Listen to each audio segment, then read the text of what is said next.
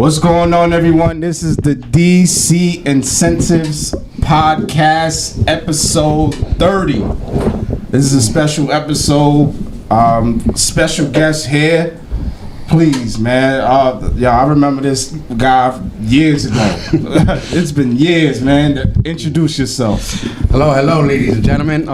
First of all, thank you for having me here. My name is Charles Laloma. I'm the owner of the LDM Network and the founder of the LDM radio station, which is the #1 station for music awards right now. Wow. You hear that? You hear that? You hear that? The confidence. Born and raised in the Bronx and going to be doing a lot of stuff for New York. So Beautiful. MTV who, huh? yeah. I was like, what? When you said MTV, I was like, who that? Yeah, known for years, so. Definitely. Yo, congratulations to you. Thanks. Hard work and never letting someone tell you can't. That's how pretty much. Okay. We're gonna ask you a couple of questions. That's all right. Let's get it. Okay. You got FBI agent or something? Come on, ask me questions. Okay. we got TC here. We got What's up, y'all? Nyron. Hola, we're in the Bronx, so I gotta say hola instead of hello. Yeah. Nyron is still under the journey of being drippy. Don't worry, guys. It's gonna happen. The drip is coming. He's still coming. He's still under the. We got the collared light blue today. That's right. Okay, That's not bad. All right, let's get started. Okay. So tell us about your idea. How did this studio get started? Ooh, wow. Now you're going way back. But LDM stands for Laloma Digital Magazine. Laloma is my last name. And Digital Magazine is what I started with. I started seeing people doing some little digital thing there with a flipping of the page for a school. Okay. So I said, wait a minute, maybe I can do something like that, but as a magazine. So I started doing the magazine and started going out, interviewing celebrities with their books and all this stuff. And then as I was doing it, I was writing, not noticing I'm writing like a type of novel type of thing. And people were like, wow, if only this was a show. I was like, nah, it can never be a show. I was like, I'm not got time for that. And then one day, I ended up doing a video, which I looked at kind of funny, where you see ABC and all these people with these big cameras, and I'm with this little tiny one that costing me like $50. You know what I'm saying? And I'm like trying to hide it. But I made a show, episode, put it on YouTube, and from there it just kicked on. And I said to myself, I'm not gonna get no interviews. Like, I got a little camera. So it's not the camera, it's how you use it. Right. Well, not even how you use the camera, because I remember my teacher saying it's not how you fight, but how you represent yourself when you're doing it. Okay. So I said, okay, so I know me. I know I'm an outspoken person. I'm jolly. I'm always laughing. So let me use that. And for some reason, it just connected, and all the celebrities kept coming with me with a little camera. And really? I interviewed Tyson. Mike Tyson? Yes, Mike Tyson. Mike Tyson? Yeah, he was just ludicrous at that moment, you know what I'm saying? But, and a lot of the Spanish people, and one, Tito Puentes, who's a Spanish singer. You interviewed Tito Puentes? And Tito Nieves, I know he don't know. He's like, damn, these are Spanish people from the Bronx. No, but they're from the Bronx. But he told his manager, no, I'm going to go to this guy. Okay. Because these people are mainstream. I don't know who's going to really watch them. But these guys are the ones that are going to be pushing me, because this is internet time. So when he said that, LDM became LDM Show. Oh, wow. So, and then we had the LDM News. Okay. So, and that's basically how it all started.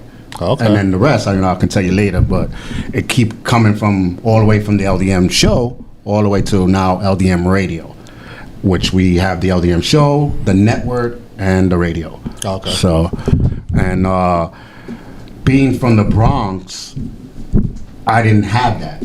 I didn't have, where would I go if I want to say what I'm doing? My friend was doing something real good for the community. Who knows what he's doing?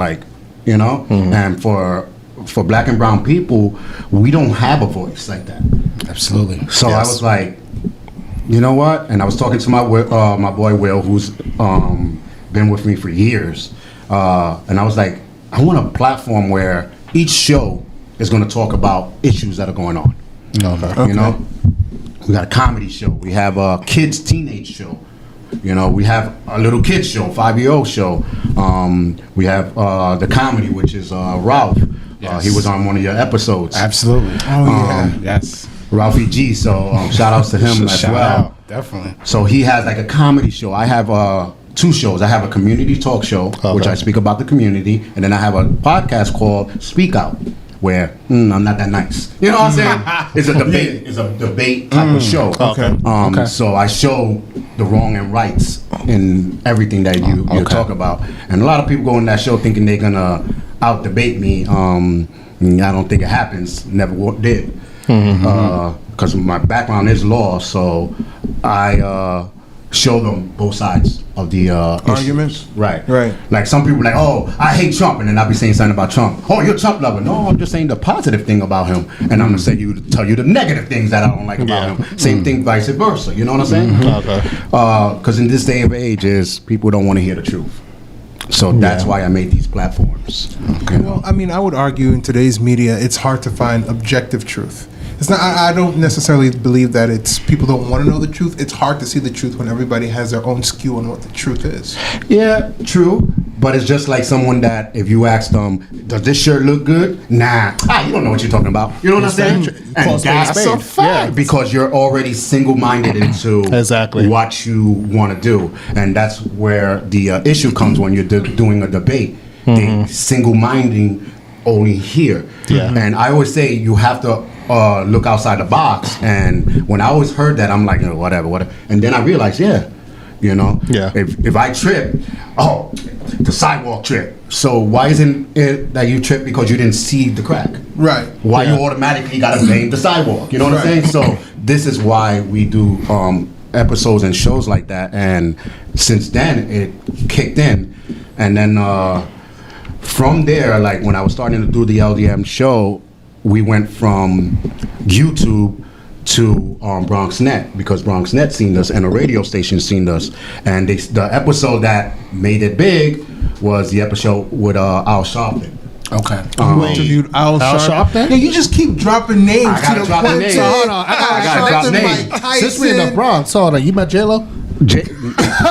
Actually, you know what's a funny thing about it? Can I drop a little thing? Go to my YouTube page. There's a funny video of me faking like I'm talking to J-Lo. Yeah. That we're talking about our relationship, because that's my girl. That's my girl. You know, there's a part that I'm like, why now do you want to come out and talk about our relationship? And then it cuts to her with a couple of videos from all her interviews. And she's like, well, I think it was the perfect time to tell people.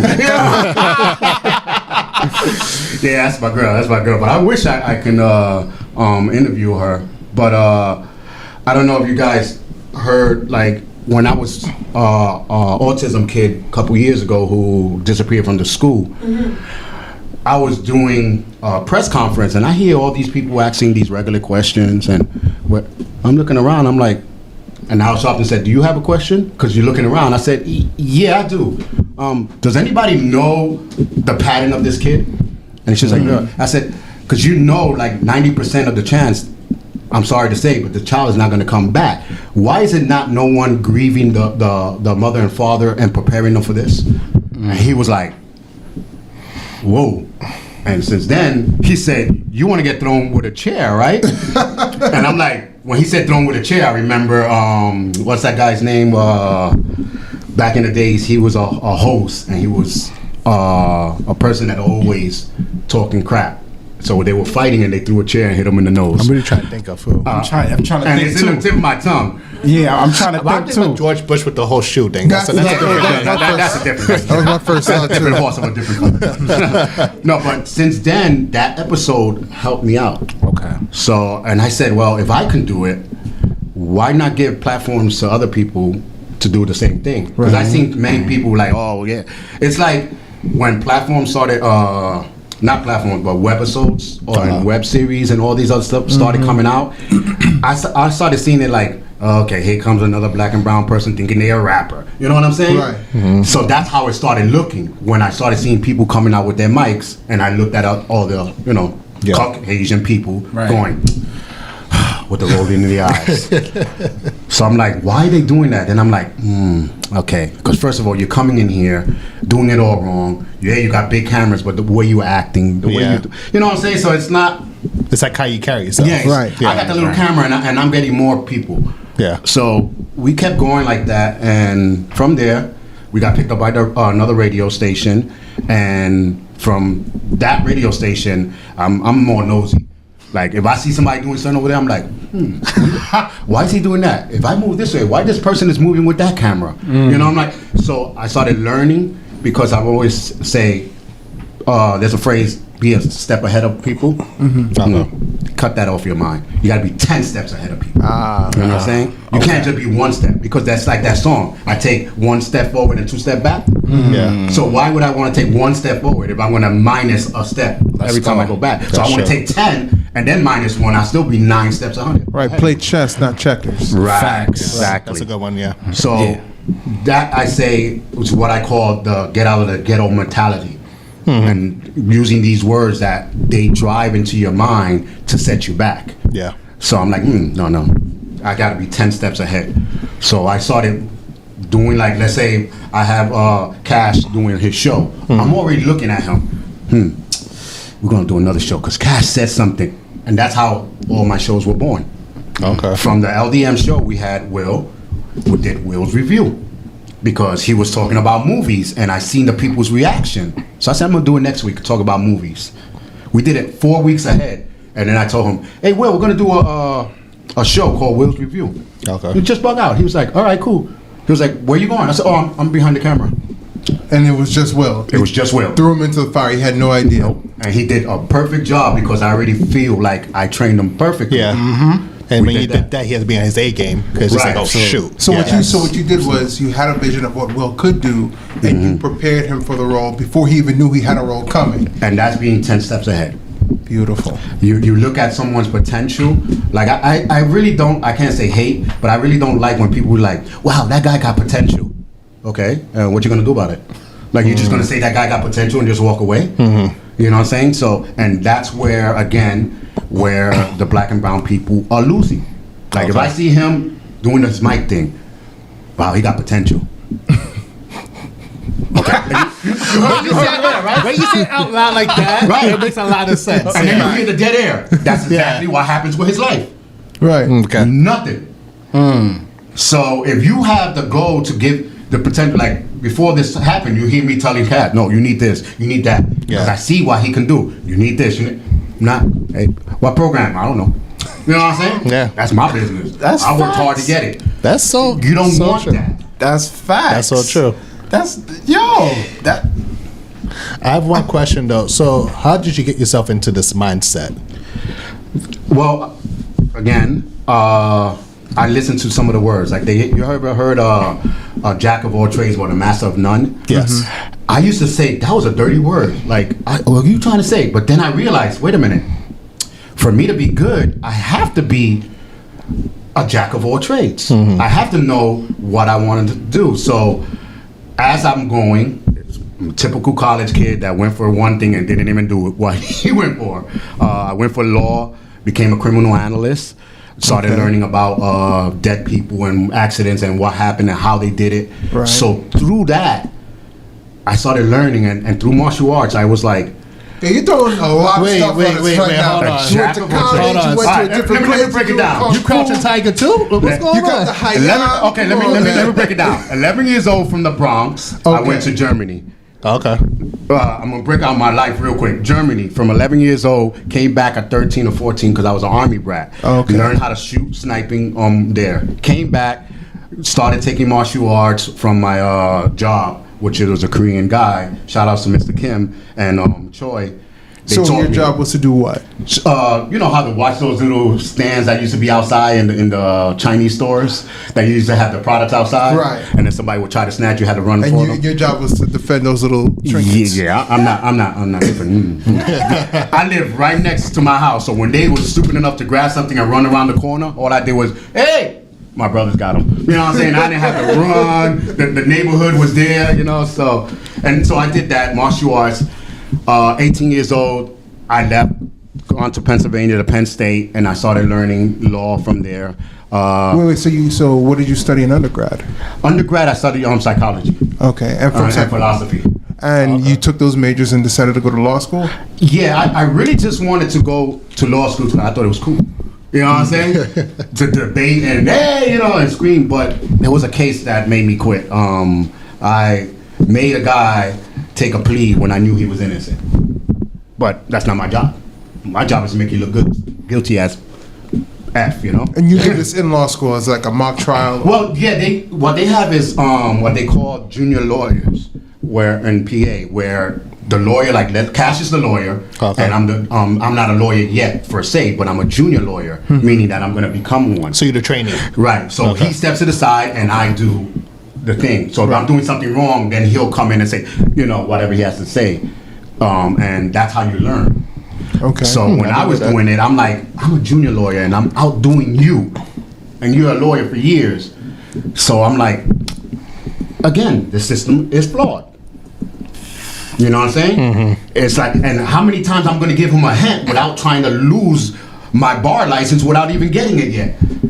So I was like, that just left a bad taste in your mouth. yeah, I couldn't do it. I was like, I told the guy, take the plea because I'm going to kill you. That's my job. You know what I'm saying? Really? I told him, take the plea, I'll give you 30 days. And the guy was like, no, you know that? No. You know he's innocent. You know what I'm saying? He took it. We got him out like in 20, I think it was. But it was So still, this was a real case? yeah, it was a real. I trialed 10 cases and lost none. Wow. So You're like a real Swiss Army knife. well, thanks to my mom and my dad. Yeah, Because that's the good. one thing, and my teacher, the one thing my dad, like if I do a puzzle, and hey, Dad, how you do the puzzle? I don't know, you tell me.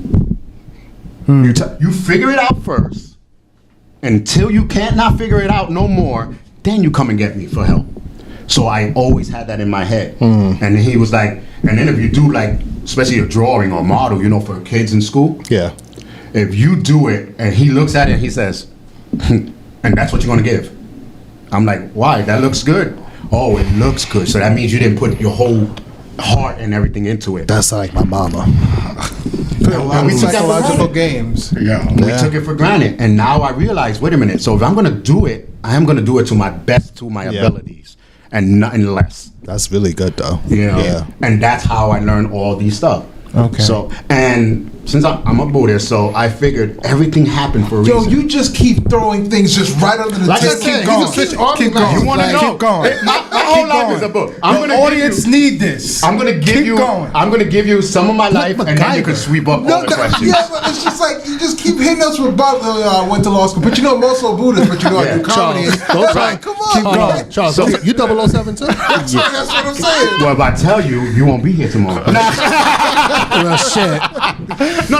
But as a Buddhist, this is why I say it, because as a Buddhist, the jack of all trades come into play because they say you're only doing stuff that you're supposed to do at that moment until you reach what you're supposed to really be doing. So in order for me to get here in front of Cash and you guys, I had to go through all this first to get here. That's how I feel. All right. You know? So walk me through your experience with the trial. The trial's over. You realize the system's corrupt. How old were you at that time? It's 22. 22. So you're Wow. 22 years Very old. young, too. 22 years Yeah. old. Ivy League educated. Where do you go from there? What was your mindset? My mindset was to relax, not do anything, work in the factory, and I did. I worked for the factory. Why a factory? Because Pennsylvania. That's all they got. You know what I'm saying? Let's just say I worked for the chocolate factory. I don't want to say what chocolate it was, Okay. but I worked there, and I don't know, for some reason, I think I worked a lot of jobs because every time I reach the point where I'm painted into the corner, I gotta go. Okay. I gotta go because my mom and my dad trained me so well to you gotta constantly be learning. Okay. So why would I be in a place I can't learn no more? Right. So I used to be like, I'm out, and they could see it. Like, you don't love this job no more. That just shows that you know your work. Facts. Yeah. So not only your worth, but if I'm working on one machine, I'm working this machine. I already know it. I'm already here looking at this other guy's machine. You know, like, why is he doing that? Why is he, you know, just in case, you never know. One day it'll be like, oh, we need somebody for this machine. Oh, cool, I know. You know what I'm saying? So I learned, but it didn't. I still miss the law. Okay. You know, I missed the challenges and stuff like that. So I went to do a hardware floor for someone, and he had to go to court. So I went with him just to, you know, to help him out. And here comes a judge that knew me. He was like, "Oh, you're back?" I said, "No, I'm just sitting here to give him advice and stuff." And they had this guy doing criminal analyst. He was showing how this person died and I'm like, "Wow, this is challenging." And I asked him, "How can I do that?" He was like, "Well, you can study it." And I was like, "Study what?" He was like, "Well, you go to when he said college, I was like, I'm still paying for the last one. We can't do that. We can't do that." I was like, "Is there another way?" And he was like, "Study under somebody." Okay. So I did. I started, you know, I went to the classes that they had, and I was studying under the people. And half of the times when they were saying something, I'm like, so this is how the psychiatrists know everything you know, because it's been going down to generations. You know, if someone tripped over a rock, you're gonna sit there and be like, "Watch this guy, he's gonna trip over that rock." How do you know? It's just because 10 people did it. You know what I'm saying? Right. So that's how I started learning. I was like, okay, so the blood goes this way. That's how y'all know. So I started getting into it. But then when I started seeing the dead bodies, that wasn't for me either. Yeah. You know what I'm saying? So I had to find something. And So wait, so now you've done all that time being a criminal analyst. You realized it wasn't for you once you started the cadavers. What was how old were you then? now I was 27 to 28. 27, 28. You're lost yet again. Again, What did you do? moved. I went to Massachusetts. Oh, so Of all North. places, Okay. you're from the Bronx, man. Why would you go to Yeah, Massachusetts? I went Bronx to. Well, I wanted to see the Battle of the Socks. No, I was just. No, but I went from New York to Pennsylvania to Massachusetts, and I was like, I needed to get away. But why Massachusetts? Hey, Boston? That's what I'm saying. Boston, you know what I'm saying? yeah. You know, I didn't have a car at that time, you know what I'm saying? But my sister lived in Lynn, Massachusetts. Okay. So I was like, you know what? Maybe her moving there, maybe that was something for me to say, I have to move. So I moved to Lynn. The next day, found a job doing what I call duplication engineer, a copy boy. Okay, all right. Yeah, there we go. That sounds all right. That sounds about right. Yeah. When people ask me what you do, I was like, I'm a duplication engineer. They were like, duplication? Wait, that sounds like a copy. Yeah, copy boy. I'm almost a grown ass man. I ain't calling myself a copy boy. You know what I'm saying? So one of the lawyers there gave me something to copy. And I was reading it. We're not supposed to read it. But I'm like, he wants like 10 copies of a big book. So I'm just sitting here and I'm glancing. And wait, this doesn't sound right. And I kept glancing. And supervisor was like, you're not supposed to read that. They don't like us reading it. I'm like, us? Like, who's us? Like, that sounds like dumb. You know what I'm saying? I don't like that word. And when the lawyer came in, he was like, is my copies done?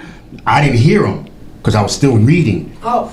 And he was like, excuse me. And I was like, oh, he's like, you're not supposed to be reading that. That's a case that's going on. Yeah. I said, oh, okay. You mean the case that the guy did it because there's a question in there? He was like, what do you mean? I said, this question right here. And I remember the exact thing. It was a murder case. Okay. It's like so hard because it was a kid that killed his girlfriend. Yikes. So as I'm reading it, I'm like, And I was like, did you ask the guy where was he after the murder? He said, why? I said, because he said it. He said, no, he didn't. He said, yeah, after the murder, I was thinking about it when I was sitting down. But then he told you he was riding around. So how was he sitting and riding around if he don't have a car? You know what I'm saying?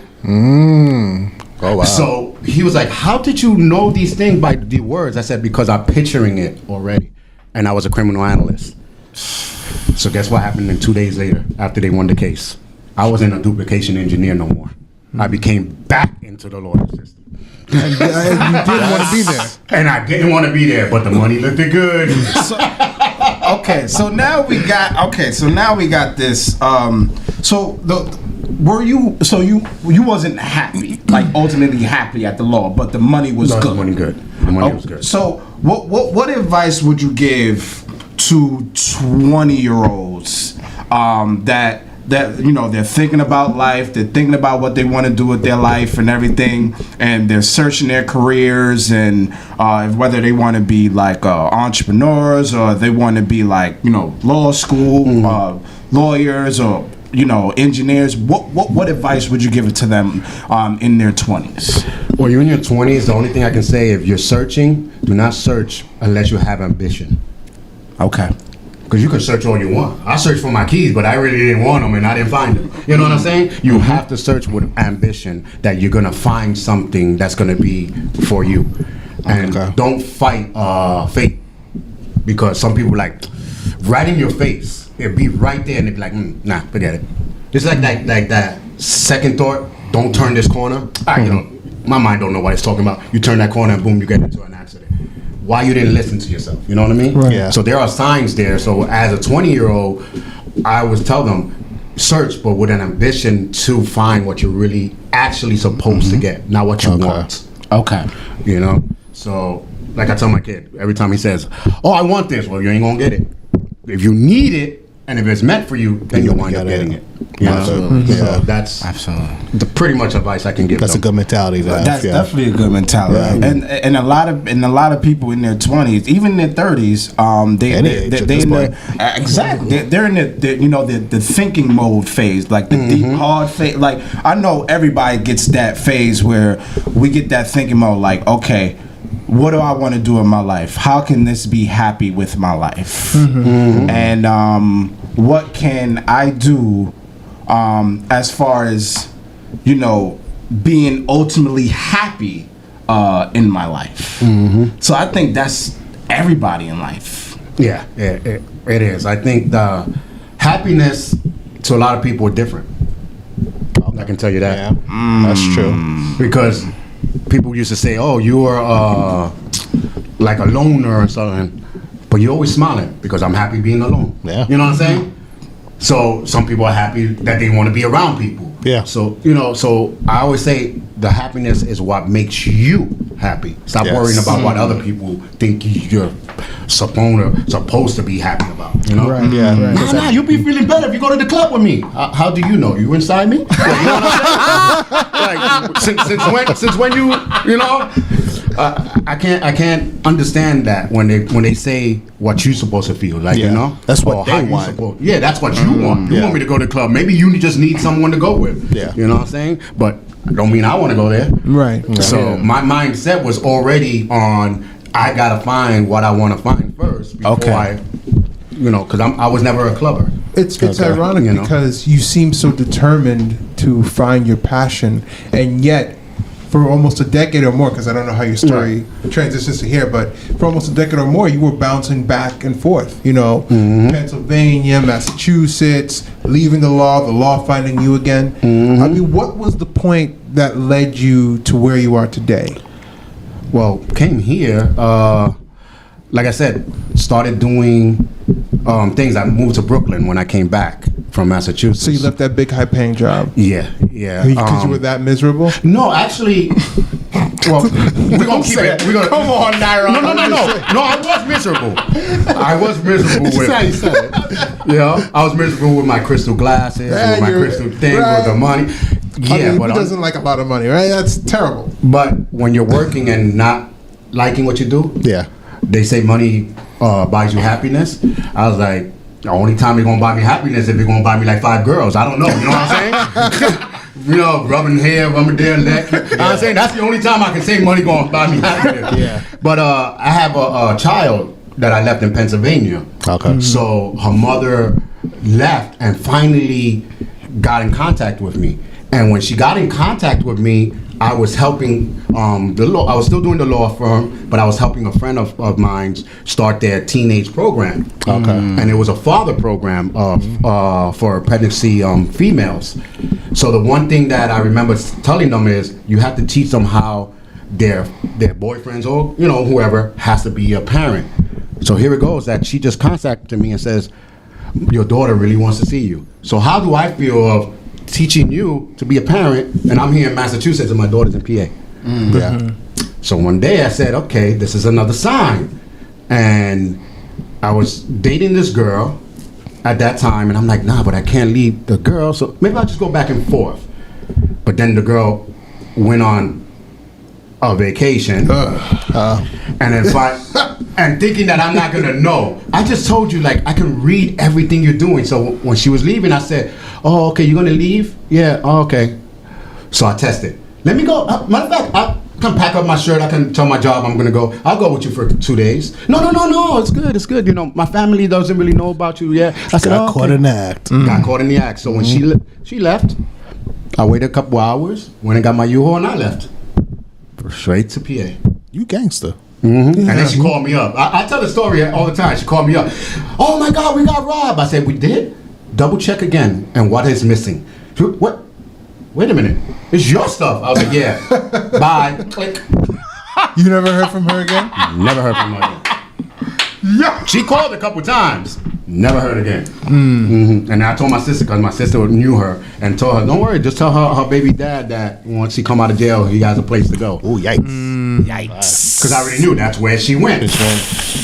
So when fate happens, you know, so when I got here, I was like, okay, it's sending me back home, you know, back to New York. But I was in Brooklyn, where I started my magazine, the digital magazine. Because since I came back, I really didn't know. Like, you come back to a world that you were born in, but it still feel like a stranger type of thing. That's how I felt. But why stay in Brooklyn if your daughter's in PA? Well, my daughter stood in PA with me, but at that time I'm not with the mom and stuff. So I had friends that moved to Brooklyn. So when someone moves, I'm like, okay, that's that opportunity, so I can have at least someone around where I could talk to. So when they moved, I moved with a girlfriend, and I said, let's move to Brooklyn too. Okay. You know, and she was like, but you're from the Bronx. And I said, yeah, I know. And she just looked at me. She's like, okay. She already knew. I'm 10 steps ahead. I'm going to Brooklyn, but my mind is, I want to move back to the Bronx because it looks like it's pushing me back to the Bronx. Okay. So, but why am I in Brooklyn? That's how I always question. Like, you know, like Christians would probably be like, hey, Lord, why are you giving me this? You know, I say, you know, to the faith and the heavens, why am I in Brooklyn? Let me find out. And that's how I found out, you know? So, what made you transition to be an entrepreneur and have your own studio? Didn't want to work for the man. I didn't work with, I don't know who the man is, but you know what I'm saying? You want freedom. In all reality, yeah. I worked in many places. Yeah. And like, let's say he's my boss. Hey, Charles, can you do this? Yeah, I can do this. Nah, you know what? This mic could be better if it has this and this and this. Give him the idea. Then he goes and says, yeah, I made this mic and made a bass here. Yeah. You know, you got to put that way for it. You know, I made this bass here. And what we did was rotate the melody. You know, they add some words to it to make it look like it was their idea. Right. And you're making billions. And I'm sitting here like, you son of a... Yup. Getting robbed. Yup. And so I said, you know what? I'm making money too. I got my little bonus. I kept going. But then I'm like, no, I can't do it no more. I'm like, why would I want to keep going to a job that I'm going to get so teed off at? Yeah. And being more depressed, being more anxiety, and I couldn't take it. And then at that time, you know, I'll say it in the show, I had depression and anxiety. So I was diagnosed with it. So that's why the doctor also said I couldn't stay one place at all much. Okay. So it was my brain kicking in. So I'm like sitting there like, I can't be around these people and they keep like pushing me back. What can I do? So my mom always says, why are you complaining about what's broken and not complaining about what you can fix it with? So I said, all right, yeah, complaining about it's broken and doing nothing means crap. Yeah. You know? So I said, I got to do something myself. Boss. You know? Was there a specific moment where it just all clicked for you, or is there just a day where you just said, I'm doing my own thing? Yeah, actually, it clicked real quick that what I was supposed to do on a basketball tournament. Really? In Brooklyn. I seen these kids playing basketball, and the park was, like, it was okay, and then it was real hot, but the water wasn't working. Okay. So I'm like, why is this water not working? And I was like a Karen, Why this water not working? Hello? 911, the water's not working. You know what I'm saying? So I called the park people. I was like, why is this water not working? These kids are sweating and trying to play basketball. They was like, what part? Oh, the water pipe is messed up and it's up. I was like, the water pipe is messed up. All right. So I spoke, and this was in a Jewish area. Mm-hmm. I went. I didn't know I was not supposed to speak to Jewish people because I'm Spanish. What? That's a little. They look at you like, I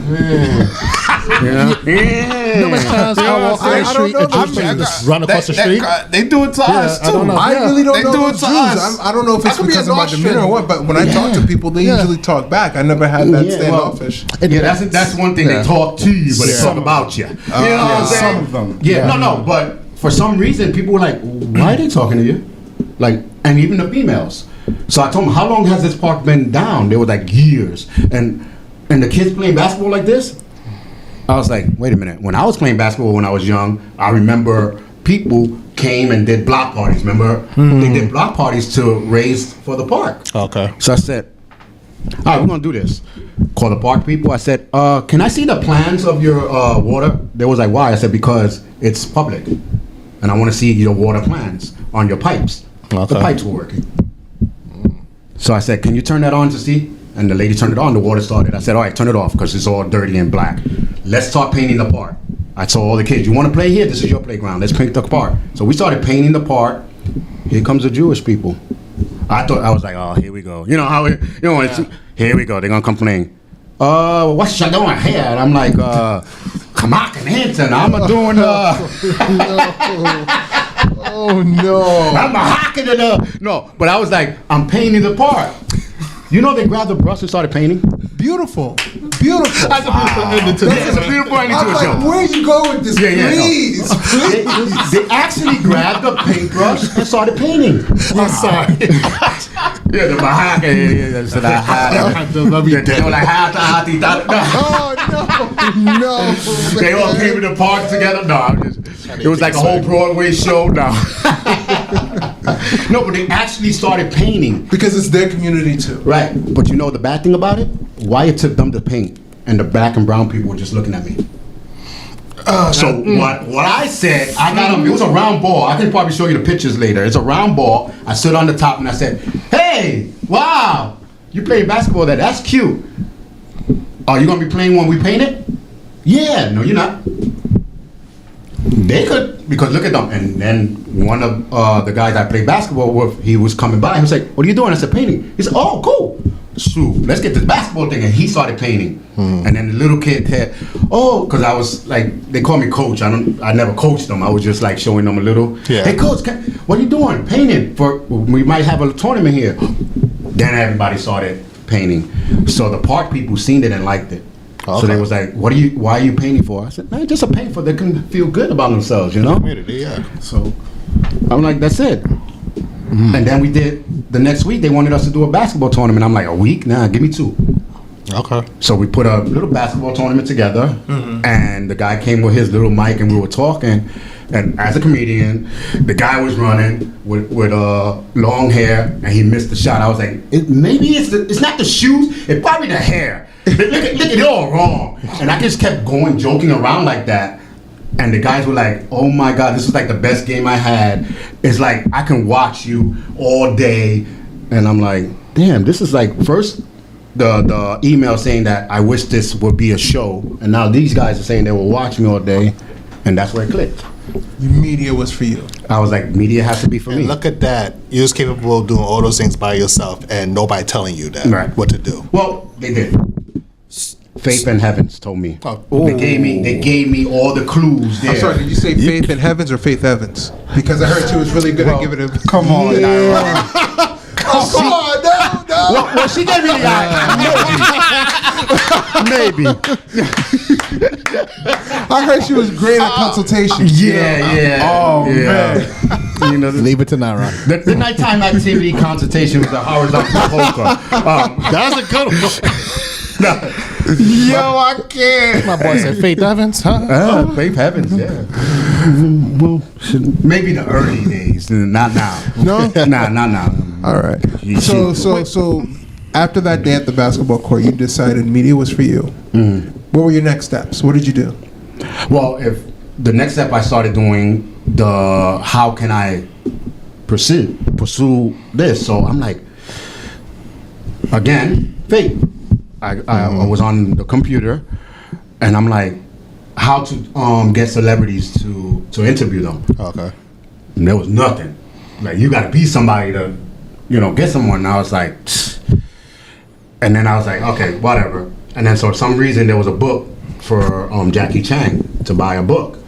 So I said, all right, I'm gonna buy his new book because I'm a Jackie Chan fan. Chan, right? Yeah. Okay. I'm a Jackie Chan fan. So I bought his book, and then I said, wait a minute, is Jackie Chan gonna be here in New York? I didn't know he was gonna be here in New York. Don't tell me you met Jackie Chan. No. Oh. So I looked and I seen Barnes and Noble. Okay. He's gonna be in New York, and I was like, oh my God, I wish I would have known it was a week ago. So that's when I was like, wait a minute, let me check Barnes and Noble, see something. All the celebrities that are gonna be on Barnes and Nobles. Okay. So I was like, email Barnes and Nobles. How can I get interviews with these people? Oh, you need a press pass. Oh yeah, I got one of those. Gotta lie sometimes. I was like, I got one of those. Okay, yeah, we got your name on the thing. Just show your press pass, and you could come in and interview. So I was like, oh, damn, I didn't think they were gonna ask me for a press pass. Right. So you just went like, I got one. Yeah, Just so that's it. So how did the universe provide you with one? they didn't. They didn't. I kind of saw that one coming. Yeah. Yeah, no, they didn't. It was called the whip. You know what I'm saying? You got to dust it off. Yeah. Go to the door. Security was like, here comes one, here comes another. So I said, I walked up, sir, you got your pass? I said, what pass? Your press pass. Yeah, wait. I got my cameras, my mics. Oh, I got to go back now. Oh, man. Is there any way I can go back? He was like, you got the cameras and everything. Yeah, just go. And that's how you did it. You know why? You right? finesse Barnes and Noble. No, I didn't finesse. What I did was, I threw it in his head. Yeah. Camera. I got my Yeah, you mic. named everything. So in his mind, it was drilling in his mind. He's a press person. So when I said, oh, I left it. I didn't lie. I left it in the computer because I never applied for it. But he already put it in his mind. He must be pressed. Yeah. He let me through. And Hey. that Barnes and Noble on 14th Street. Shout out to you guys. They let me do. By Union Square? Yep. Oh, They let okay. me do all my interviews, and I used to come in. Hey Charles, how you doing? Never had a press pass. Not once. That's Not cool. once. Did they ever ask you after that Nope. day? Because they just thought you were They familiar. assumed. I mean, if that's not the best story of dress for the role you want, I not was the job you dressed. had. I didn't have my pants to my knees. I'd never believed that story until just then. Yep. That's incredible. Tie, suit, bam. You speak not like press pass. Maybe no confidence. My press pass. Yeah, I got this, that. Throw these things in their brain first before you really throw something, and then I'm like, white boy status. Like I'm looking for a lighter. You got that cigarette, but you don't got no lighter. I was like, oh man. And 14th Street, if you park far away. Yeah, it's no parking out there. Well, I didn't park. I took the train right there. That's why I said I left, but I pointed. Yeah. So he thinks I left it all the way parking. Yeah. So in his mind, I'm already playing tricks in his mind. Yeah. To go. Shout out to that security guard. I Yeah, hope. yeah. I Yeah, hope big ups to him, yeah. Yeah. Probably if he watches this, he's gonna be like, that son of a. That's what I'm saying. You know what I mean? I hope He got it like that. But now I got a press pass. Yeah, when we opened up the LDM network, I winded up getting American Press Association, and they gave us a press pass for everyone that's on the network. So, Nice. Nice. because I didn't want to go through that again. And to get a press pass, you have to, of course, do the application and pay. Like you have to pay a there's little something, fee you right? pay. Well, if you do the New York press pass, you have to do one story a year at least. One what they call the yellow tape story, which is the yellow tape, a sad murder, whatever. You have to do a story, put it up to keep your pass. Okay. So, question: I know the VMAs is happening in the Barclays Center. If Right. you wanted to, you could just go there. Well, the VMA, you have to still call them in Okay. and see. With the VMA, with the Comic-Con and all that, even if you have a press pass, you still can't go. you have to register, and then they look at to see if it's. But the problem with those is you have shows that have been going every single year, so they get priority. Oh, so you already know. Okay. So we got squeezed into the Odo show. Okay. We got squeezed in there. Ever since we can go in now. Now we have Comic-Con on not the Comic-Con, the Sex Con. Will, Will, he loves all those stuffs. He signed up just for the heck of it. Let's we go. never went to go, but we can go. You know what I'm saying? So because we have priority. If you want to be adventurous one day. Yeah. One day I'm gonna go. Yeah. You know what I'm saying? And then I'm gonna be like looking at her like, yeah, that's her. No, can you turn around, bend up? Yeah, that is her. That is her. Are you all happy? Yeah. That's the dimple. That's the dimple. You're a kid.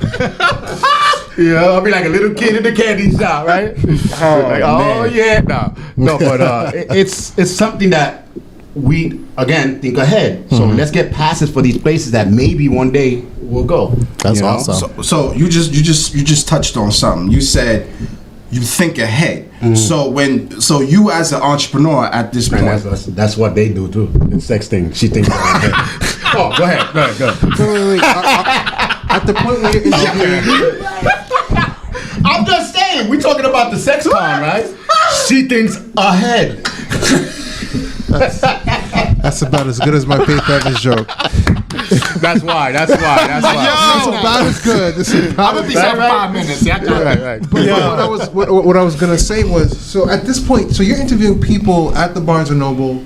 You're not an entrepreneur yet, right? You're still just interviewing people. Well, I'm interviewing them just to get a name and something. Like I told you, I'm diagnosed with depression. That was helping me. So I just kept on doing it and doing it and doing it. So when did you make that flip from like, okay, I can interview people to this could be a business? When that's a good question. When I told you I got picked up by a radio station, so when I was with them, I'm learning the ends and the odds of doing what at the radio the station? LDM show. My show. You know what I'm saying? Before you even got the show, I'm still trying to figure out. You're interviewing people at the Right. Barnes and Nobles. How does that turn into? This is a business now. Yeah, that's what I'm saying. Like from there, from the LDM magazine, I went to do a show because like the people were telling me, "Hey, I wish this was a show," and then the guy saying, "I can watch you all the time." I wind up doing the LDM show instead of the LDM news. Okay. So as I was doing it in the community, I was doing it in Barnes and Nobles, going to events. Like I was sneaking to the events, and with the mic, nobody ever asked me nothing because you got a mic. Who the heck is gonna come in with the mic and talk? So I started doing all these events. The radio station picked me up. As I was there, I'm learning here and there. Okay. So the owner wind up selling his portion to another guy. Okay. So I'm like, I looked at him. I was like, wow, this is gonna fall. This is gonna fall. And I'm still good friends with him. And I told him that, and he was like, no, I think he's good. I said, nah. Then that's when I told my wife. I said, I gotta find a studio. She was like, why? You got one. You're there with them. I was like, You need your own. it's gonna fall. Something's telling me that and exactly what I said. We were already in the process of trying to find another place. And Will, who's my right hand man, and I told him. He was like, "Yeah, but how you gonna get this?" I said, "I got money. We're gonna put it aside and we're gonna do this." So, and I'm gonna let the destiny carry me there. We were talking to one girl that came in an interview, and then we were telling her, "Oh, I'm looking for a place," and she was like, "You're looking for a place? My dad has a basement. It's not done. It's all ugly and everything." So I got to the basement. I was like, "Ugh, it is ugly. Dirt on the floor, cobwebs, rocks." Okay. In the basement? But I looked and I said, "Yeah, I'll take it."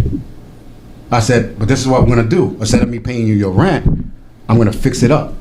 And then how much money I spent is how much I'm gonna take off the rent." And she was like, "Yeah, you gonna do that?" I said, "Yeah, I'll do it."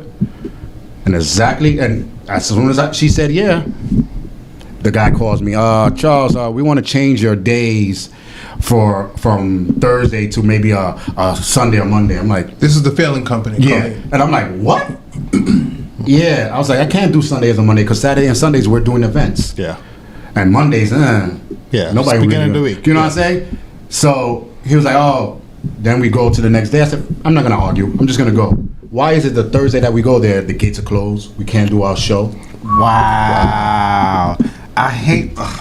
But again, I come prepared. I'm always having my camera with me. Okay. So here comes the guest, and I told the guest, it's not my fault. This is not my studio. The gate is closed. Yeah.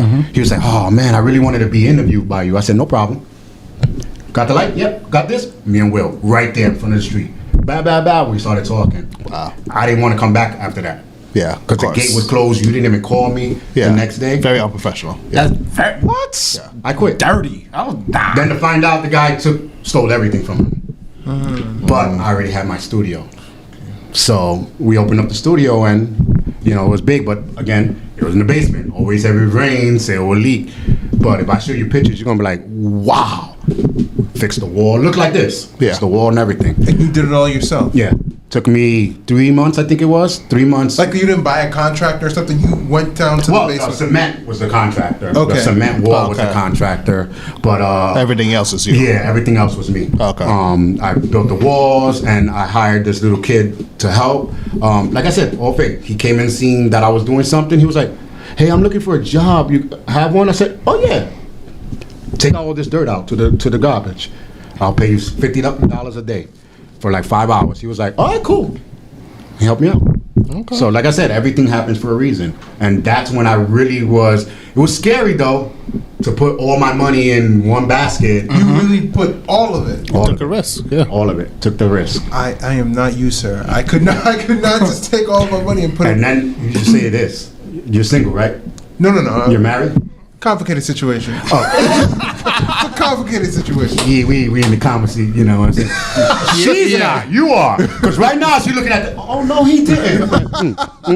Oh, wait, this is a recording. I'm going to talk to him later when I finish. You got her mad right now. He didn't mean it, honey. No. No. But it's even harder when you have a marriage. And second of all, she came from the Philippines here and gave up everything she wanted to be with me. Okay. So now I'm throwing everything in a basket and we might fail and you came over here for nothing. I mean, would you advise entrepreneurs who really believe in their vision to take all of their eggs and put it in one basket? Somewhat. Again, if you have the drive, yes. You know what I'm saying? Like if you have the drive, if you had that inch of a doubt, no. Because I don't know if you guys watch these shows where they fixing houses. Yeah. Always something goes wrong. Yeah. Of course. So that one moment, if you have that little doubt, that one thing that happens wrong Crumbles down. You're gonna be like, oh, you know what? Nah, forget this. We gotta figure out how to get out. There you go. Now Stop you fail. panicking. Yeah. So when that mindset, I was like, okay, now you know something is going wrong. What's the next step? What's that next thinking? Take a breath and know if something was going wrong, like my mom always says, why are you complaining about what's going wrong and not complaining about what you can do right? Let's go. Okay. So when something goes wrong, I say, why did it go wrong? Oh, the contractor got here late. Okay, so why didn't we call him and find out why he's coming late? Yeah. Or maybe we missed the time, you know what I'm saying? Yeah. But overall, he's here, cool. We'll just work another extra hour. Let's go. You know what I'm saying? So you always try to look at the positive, even though I say that, but it is kind of hard because sometimes I'll be like, Yeah, you're human. Yeah. And then I'll be like, okay, wow, you calmed down quick. I'm like, yeah, I had to go out there, you know what I'm saying? So Punch some air. yeah, punch something, I don't know. Triple kid or something, I don't know. No, but to laugh, and exactly why I always like to laugh, because laughter helps you to think. So I did that, and I'm like, wow. And there was times, believe me, it was like 2 or 3 times, like we was like, oh shoot, what the hell am I doing? I mean, do you mind talking numbers? I'm really curious about this. Yeah, $12,000 just to build that place. $12,000, and that was all the money you had in the world. And No, I had like $2,000 $2,000 left. I think, like, you know what I'm saying? Right. So what was the idea? What was going to be your profit margin? What was going to be your business plan? Actually, that was the dumb part of me. You really just left in without insane. That's and nuts. That's what my wife was like. Wait a minute, you're a numbers guy. So what are you? How much you thinking this is gonna go? And my answer to her was, it's gonna give you about 80. She was like 80 or 90,000 a year. I said no, it's gonna get me to 80 or 90 years old. Because this is what I love. No, I was like, because this is what I love to do. I'll be so tight. Oh my God! Right? Yeah. Yo, Philippines looking real nice at that point. Yeah. But and it's because I said this is what makes me feel good. So if it makes me feel good, it's something that I want to do. I worry about everything else later. Okay. You know. Because if I don't like it, no matter how much the money, I'm gonna wind up quitting. All right, so I'm curious. So how old were you at this point? When I started this, When you were in the basement fixing it up with no plan, just threw your money at it. How old were you? I was goodness gracious, I was 22 two times. Yeah. Wow. Wait. 22. 22. Oh, I had Wow. I said second. Wait, what's math? Wow. Yeah, but I said 44. I'm gonna sound old. You know what I'm saying? I said 22. I said you lived twice. Yeah. Like right now, I'm 25 twice. Okay. Yeah. So this was real recent. Yeah, then. yeah. So wow. All right. Yeah, so we years just ago. opened this up like almost 6-7 years ago. Okay. Yeah. Okay. Cool. So just to recap, brief recap. Grew up in the Bronx. Parents played psychological games in a positive way. You went from there to an Ivy League school to do law. Didn't like law.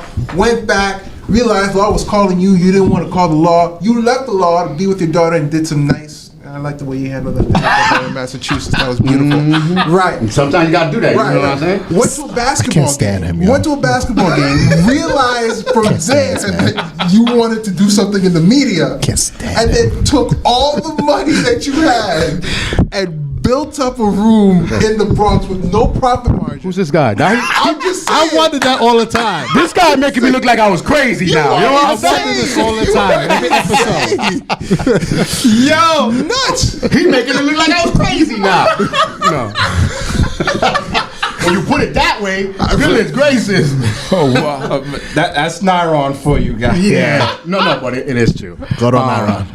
And again, there are a lot of black and brown celebrities that I listen to. Okay. Tyler Perry, Steve Harvey, George Lopez.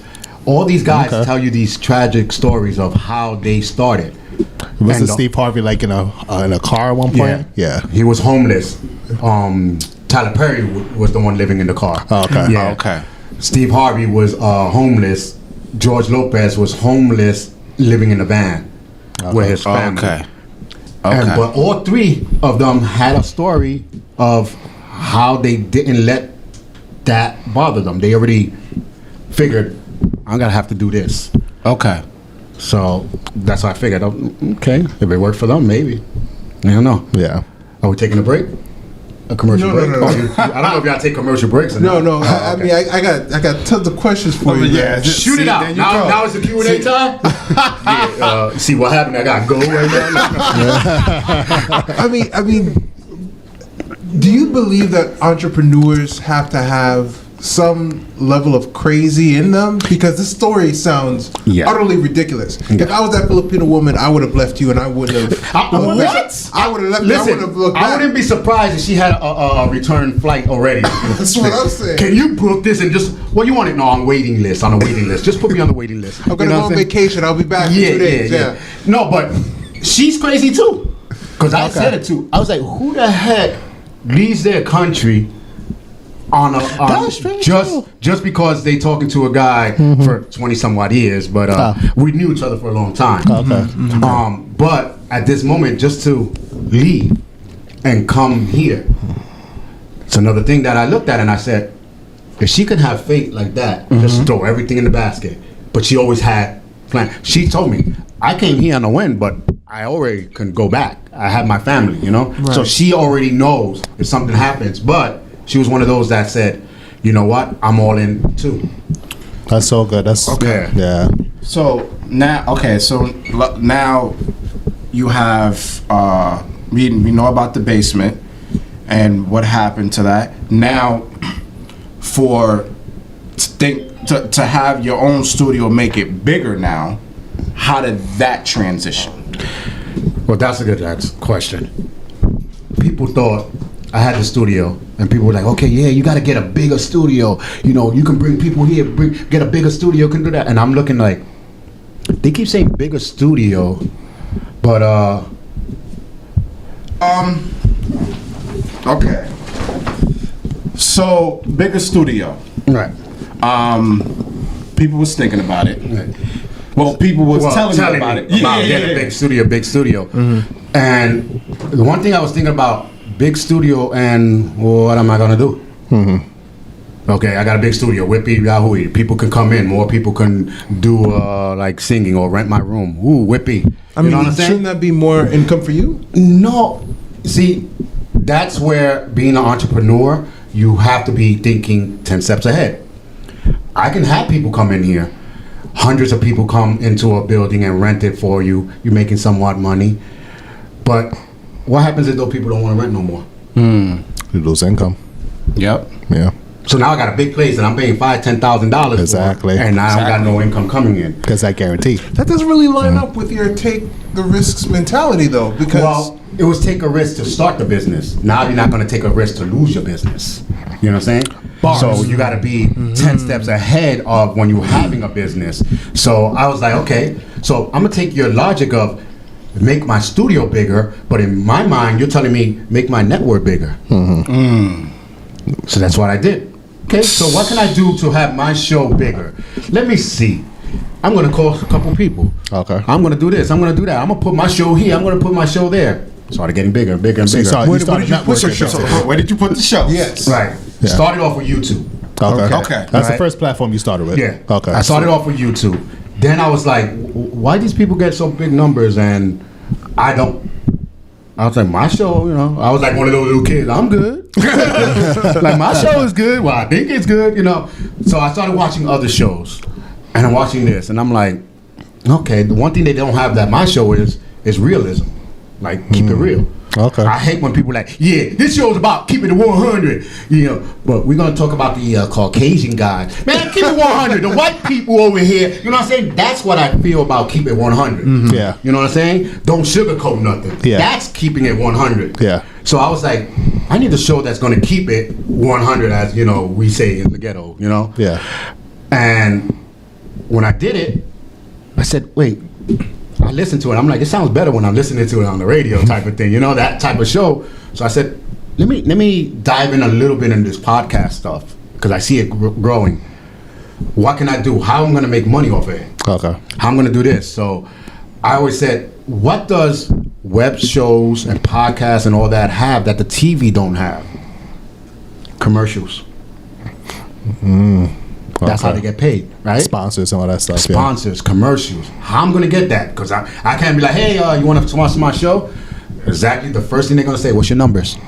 Yeah. I'll be like, well, it's 347. Oh, you didn't have my phone number, right? I was like, I only got 7 numbers, only 7 digits, you know. But I said, okay, let me call Pepsi. Pepsi always gives stuff to people. The only thing they gave me was a headache, and they gave me 50 cents a can. That's it. That was it? That's it. They never wanted to, because the numbers wasn't there. Okay. So again, here comes. I'm gonna keep on saying it. Why complain about what's broken when you can complain what you can fix? Okay. Nobody wants to give me a commercial. All right, cool. I have depression. Boop. Turn on that camera. I'm gonna do my own commercial about depression. What were you selling? Oh. Nothing. I just wanted something to be on my show as a commercial, so make it look like it's a TV show. Yes.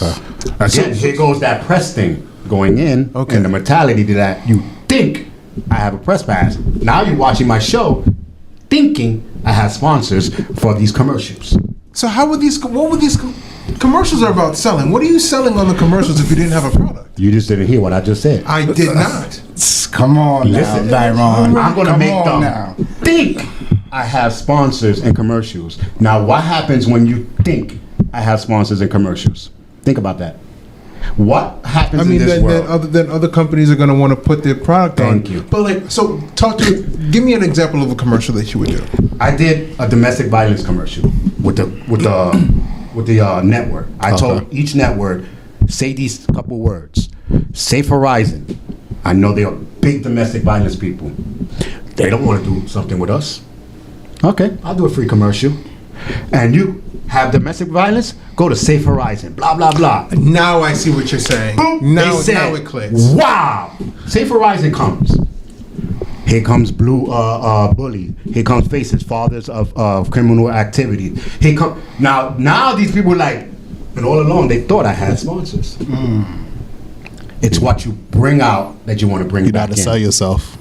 So you don't want to give me a commercial? I'll do my own commercials. I did a superhero commercial where I come down, break the floor, and I'm like, whoo, and smoke, all special effects. And the first thing I say is, oh, well, you thought it was a real superhero? No, the real superheroes are the ones out there doing something for themselves. So if you know a hero, let me know so we can talk to these heroes. My wife, that was her first directing film. She didn't know what she was doing. Oh, and she directed it? Because I told her what to do. Make sure I'm jump. She was like, jump here, jump there.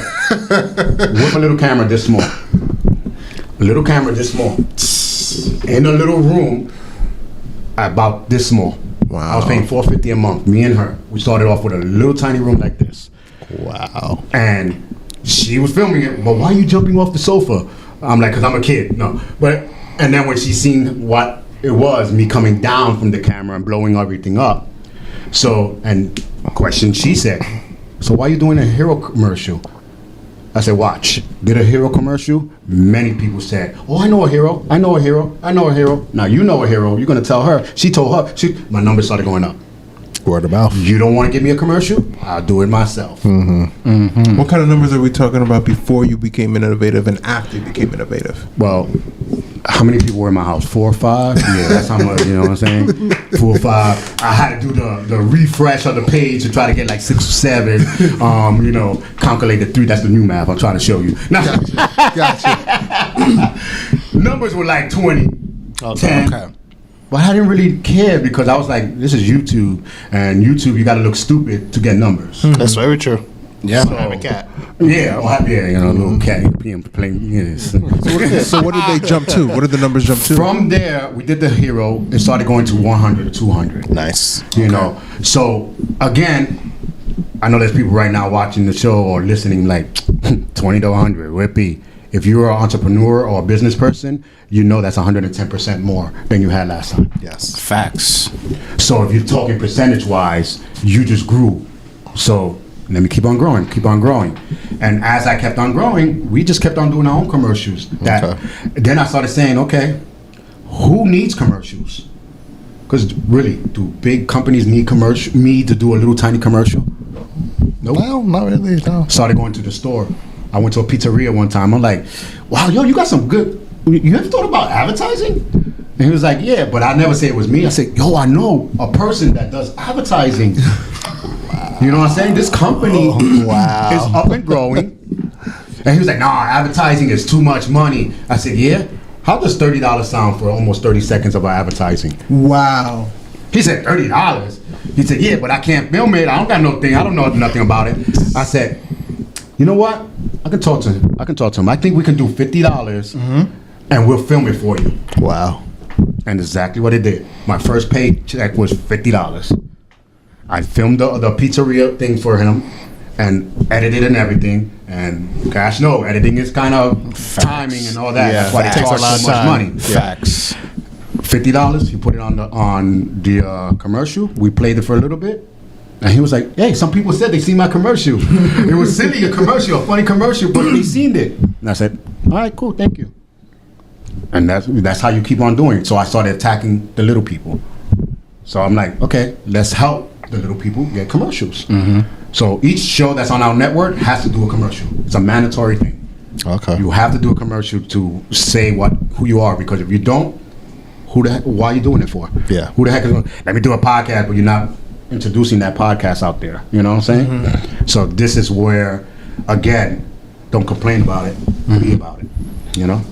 Okay, so, yo, hold on. Yo, this is, we're gonna have to process a lot of what you just said, though. Okay, yo, that's a lot of gems. All right, so All right, so walk me through the process of like, so now you have the big studio. So now walk me through. Well, we already talked about the marketing, Right. And now walk me through the people of getting into your studio. Oh, so how you got people to join your team? Yeah. Your team. Again, Will. Shout out to my boy Will. He's my cause my wife is like my what I call my pimp. I'm serious, she's my pimp. Yo, I can't. She's my pimp. You know a pimp, what they do, right? They see money, go get that money. Go get that money, you know what I'm saying? With that corner, and she puts on powder, where's my money now? No, I called her that because one day we were out, and you know, you're married and stuff, you're with someone, and the fans, the girls were like, screaming, can I take it on? I was like, nah. And they get next to me, I was like, she's there, you know what I'm saying? Like, she's right there. And she'd be like, you better get in that picture, boy. So I was like, all right, cool. Smiling, hugging. We were at a club. They invited us to a club and they introduced us and everything. These girls waited till she goes in the bathroom and wanted to take a picture with me. So I was like, okay, cool. They took the picture. She came out. She was like, girl, you didn't have to wait. You could have took it. You want another one? But she's like that. She's the public relations of the company, so she has to do that. So Director slash PR slash HR? Well, slash pimp. we only have three of us that are main three of us, so we have to play the part of everything. Okay. There's time when Will is doing the show, I'm the cameraman now.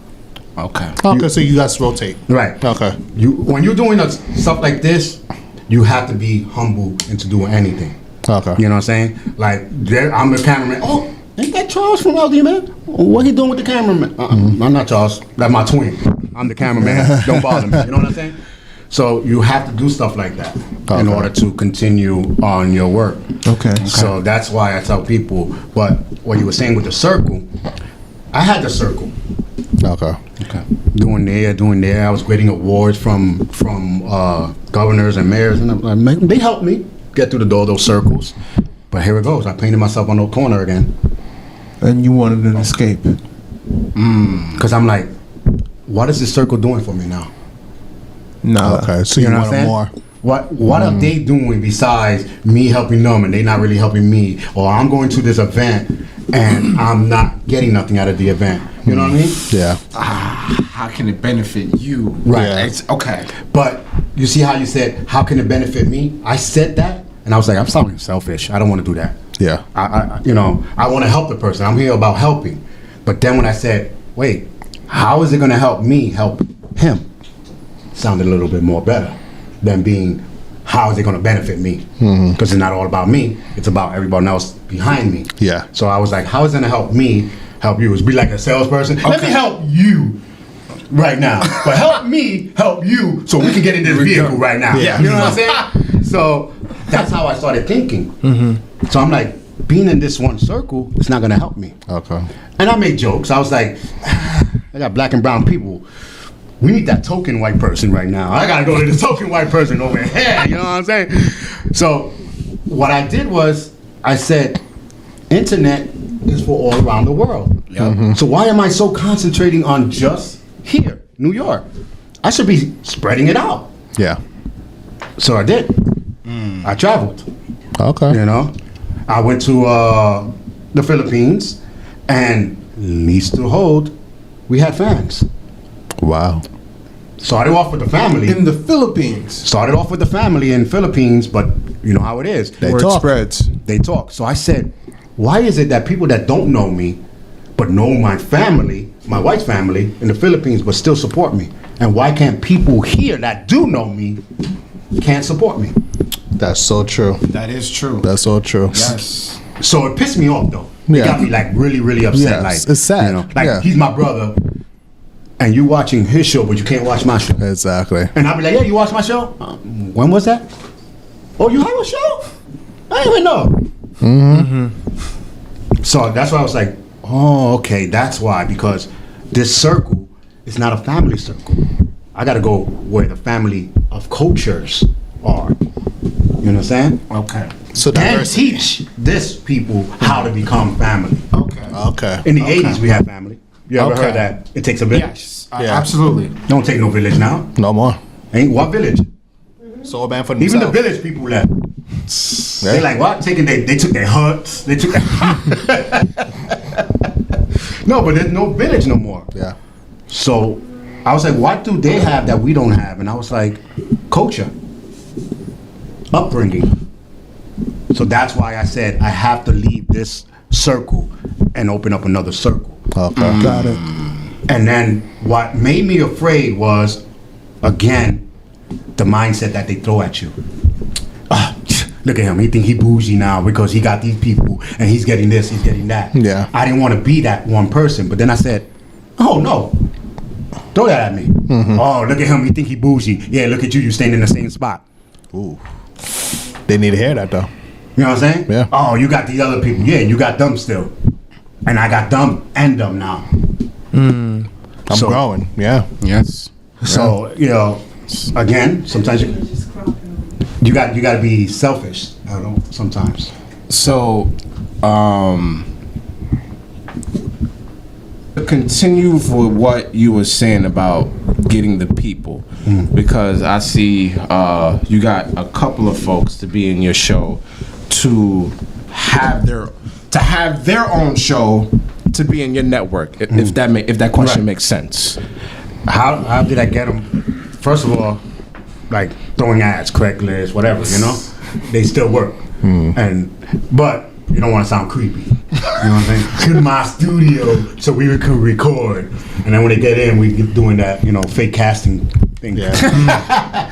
So, but we tell the artists, and we look for people that are starting up because they have more of a drive. Okay. So, like for all our acting stuff, we ask actors that just starting.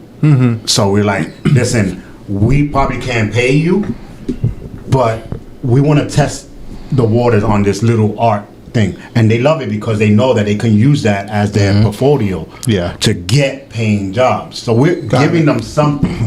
You know, we're not just saying, hey, we're going to do this and F you. Putting them in the public still. Right. So, We're still yeah. bringing them out there, and then they see like the LDM show. They like, wait a minute, that show is doing very well.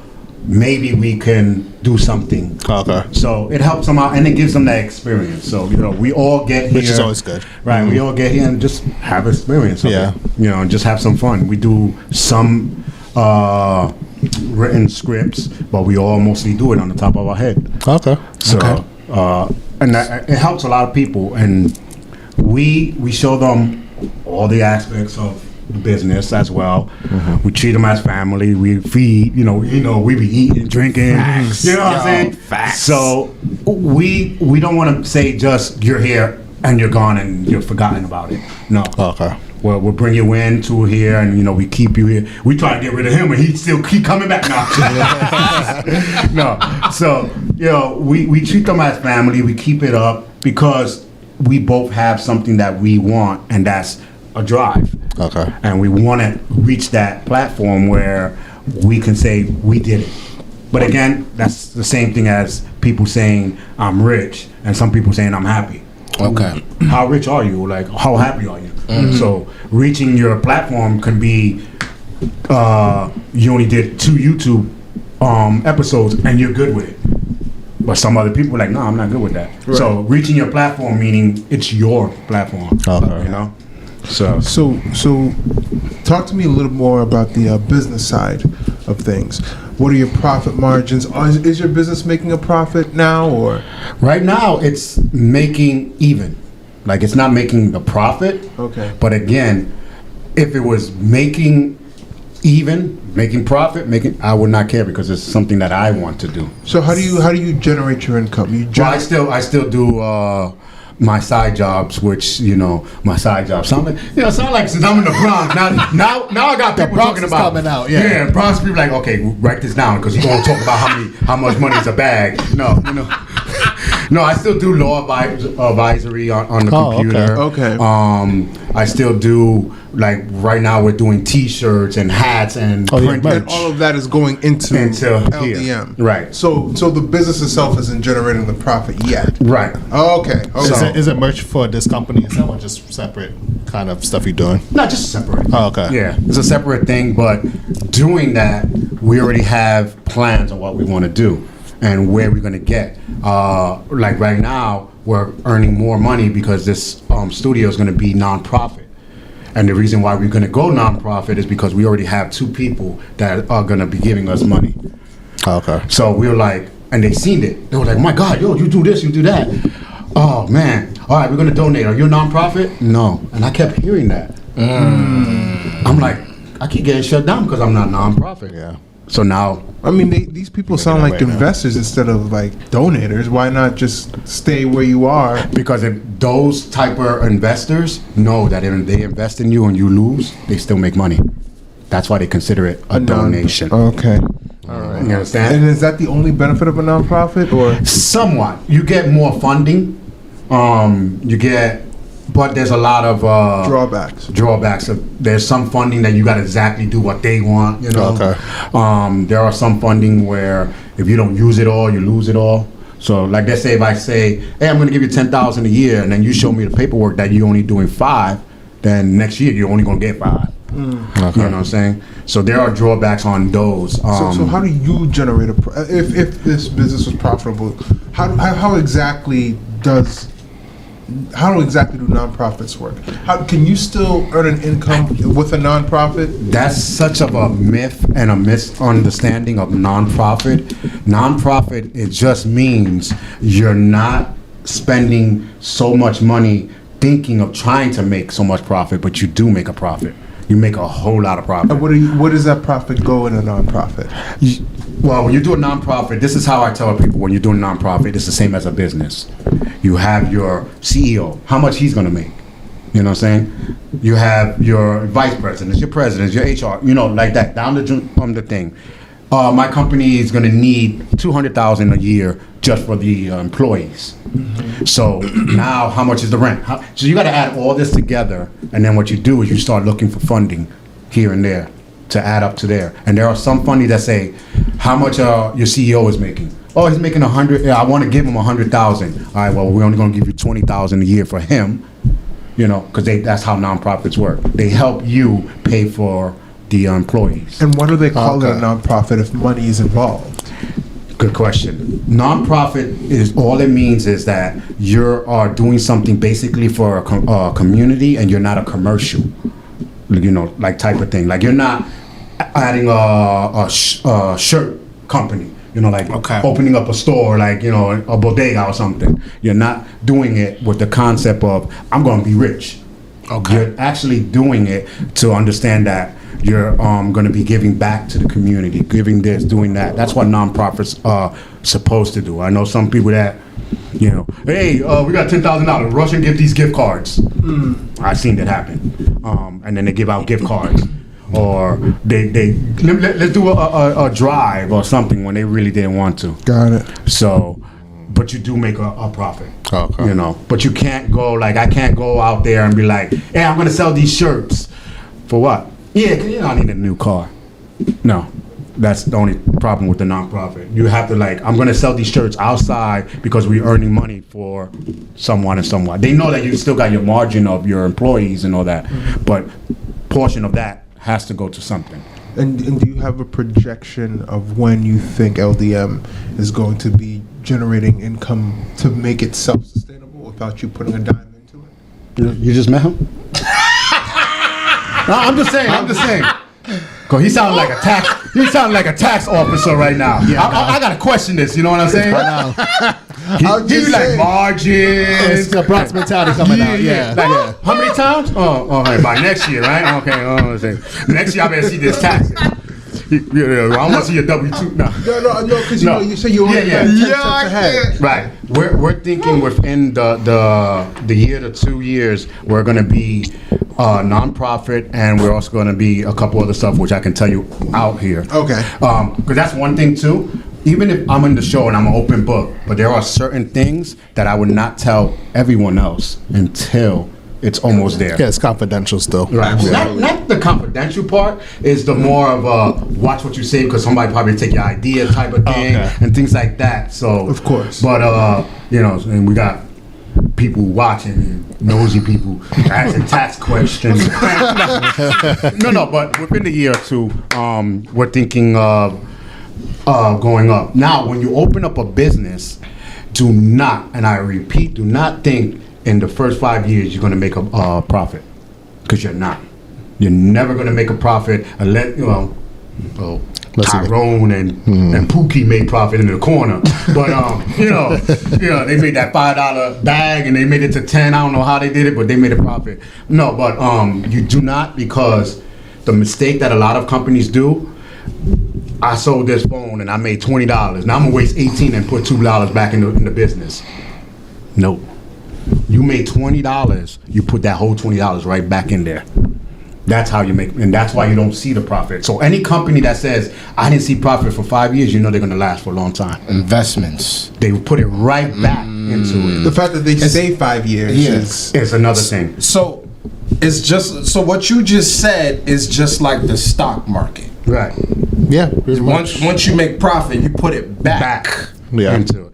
And you always put, I think it's the rule is to put 45 to 55% of your income back into the business, right? And then 25 of the rest supposed to go back into the savings, into your business, and then the rest is for you. So which is like 10, 15 left. And then even that 10 or 15, you have to balance it out on your rent and your house and all that, and take 5% of that and save it. This guy, hold on. Makes sense though. Yeah. So say that again. I can break down the whole process. We've been looking for you for a long time. I need you to understand that. He really has. This is like his life mission right now. We've been looking for you. All right, so my question is, so you had the idea for the studio and everything. Right. What was the paperwork that you did? Man. What was the steps legally that you took Again. to make Come sure on, that you're... Nyron. Again, we just Come found on, him. Nyron. Don't tell me you worked hard. Don't- Now? I gotta go now. Oh, okay. Yo. No. Legally, the first step in any business is get a name. A name. And the same way you get a name is the same way you're not supposed to be naming your damn kids. Go, you don't got no kid no name Mercedes, Benz. You know what I'm saying? No. That's what they do.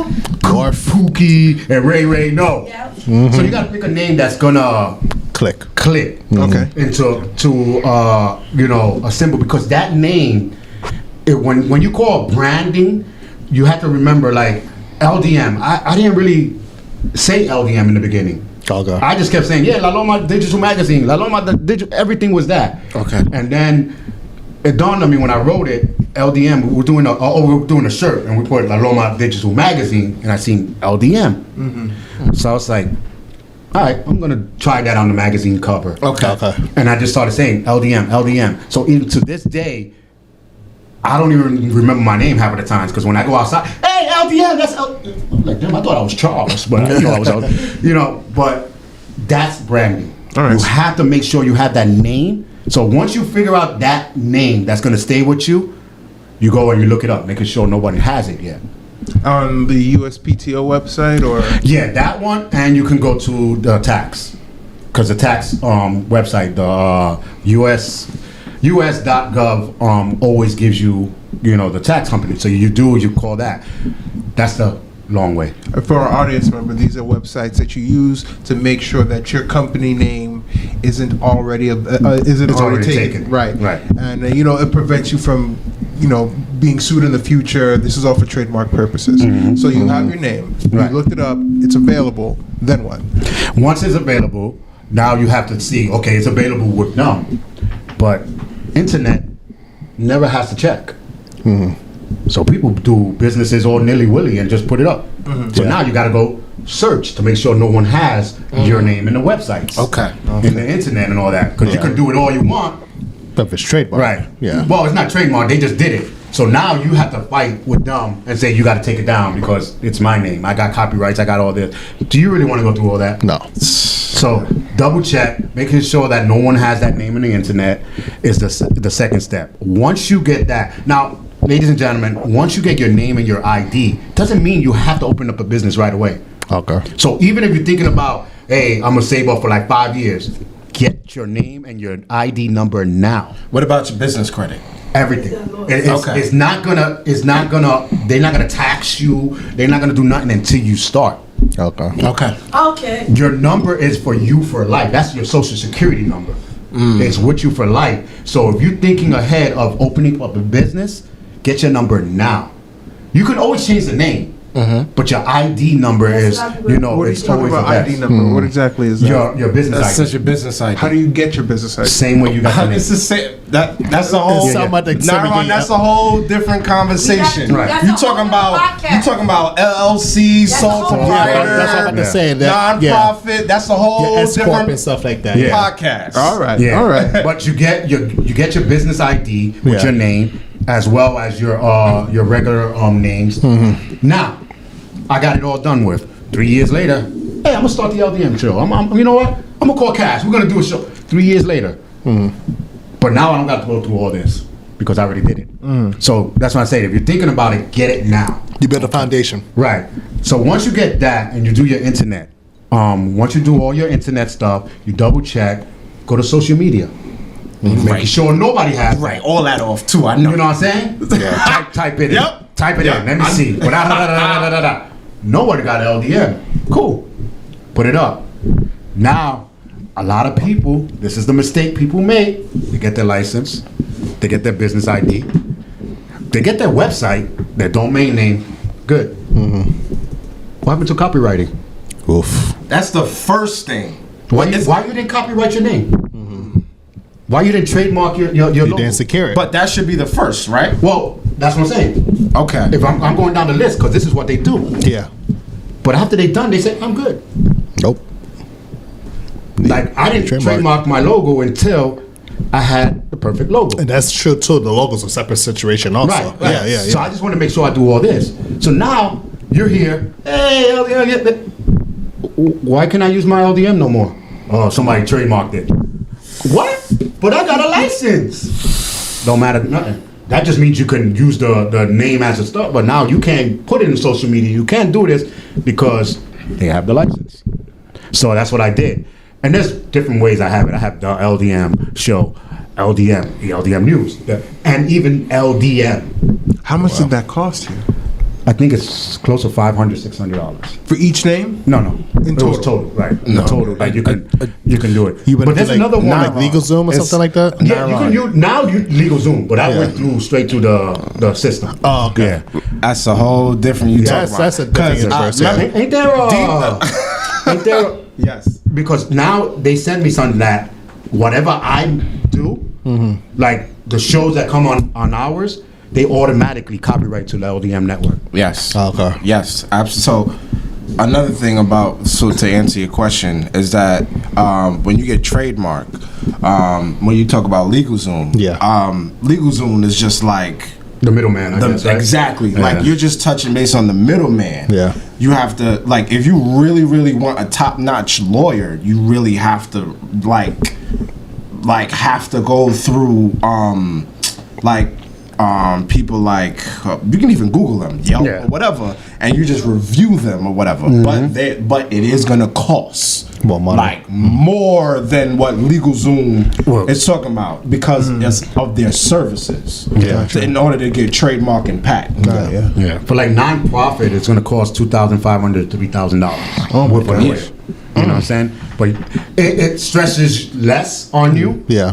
But make sure that lawyer is doing, like I murdered someone. I ain't gonna get an accidental lawyer. You know what I'm saying? To bail me out.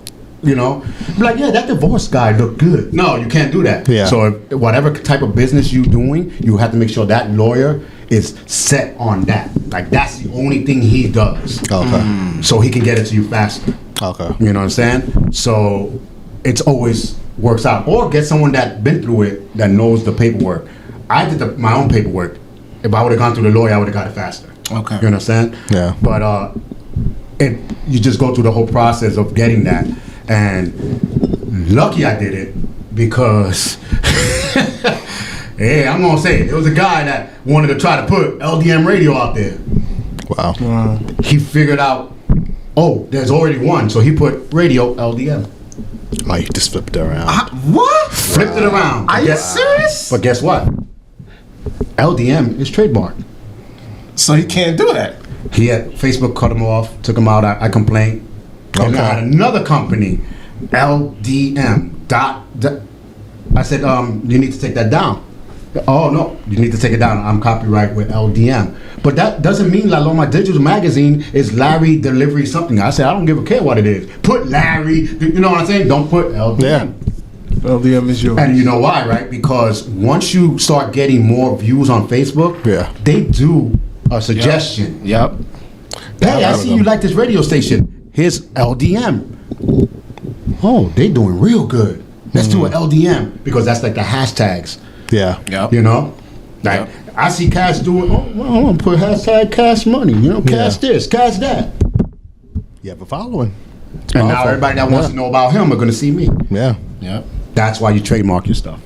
If you don't, you're gonna lose a lot. And those were your Wow. first steps. Yeah, that's the first step I made before anything. Before I even thought about, let me do this and that. Hey, I have to make sure I have all this. Hey, you definitely thought 10 steps ahead right there. Yeah. And that was part of the $12,000 you spent on the studio and everything? No, that actually was separate.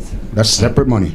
Wow. That's after the studio. Yeah, that's when I became LDM Network. You already had Yeah. a basement, everything. Yeah. So you Yeah. set up the basement first and then... And then, because I was thinking ahead, like, Got it, because got what it. got me was, I was watching a video of a wrestling company who had to change their name back in the days.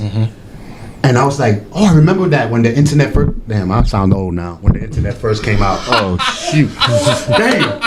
But when the internet first came out and WW came out, you know, Yeah. everybody started buying names. WW this, WW that. But they didn't have that company. Yeah. Why? Because they knew someone that would have to buy your domain name from you. That's how a lot of people were making money in the beginning. With all Makes these sense. cola companies and all that, they didn't have their domain. They had to pay people $20,000, $30,000, $40,000 just for that domain name. Yeah. And then that's why they made .net, because people were abusing smart, it. yeah. Yeah. So I started thinking, wait a minute, could that happen again? So that's why I was like, I got to trademark myself. I don't want to worry about it later on. So we had people where they tried to, Will review one of our show. This guy had Williams review. We looked at it and said, really? That's Really? my man's though. That's my man's will though. Well, yeah. I was like, really? You know what I'm saying? Because the more you do, but that makes us happy. Yes. Because we know we're doing something right. That if Absolutely. you want to copy off of That's a us, good way to look at it, Yeah. yes. you Yeah. know. So So I got one more question, and then I'm gonna let TC and Naron take over. Even have our videographer. My last question is, after when we're finished, what's your final thoughts? What's your social media? And how can people reach you? LDM and what show, what show comes in next, and how can they watch it? Everything. Actually, I'm sorry. I'm gonna just do two questions all in one. I'm sorry, bro, I'm sorry. This always happens. This always happens. that's that new map. I got that. Then I got 3. If you carry the 4, and then I just pushed the whole ship sail down. So, talk about the equipment, and talk about more of I don't want to talk numbers, Right. But I do. yeah, I know you. We know. FBI agent over here. of course not. I want to and talk about how because it seems like you have multiple streams of income when it comes to LDM. Because you said radio, network, and Yes. then so talk about more. And then you said events. Right. So talk about that multiple streams of income of what you have for LDM Network into one name. That again, me, Will, my wife, were the three basic people. I always say I could not go forward without someone pushing me. Yeah. So we sat, and I said, okay, I got the LDM show, then I got the LDM Network, but everybody only sees the LDM show.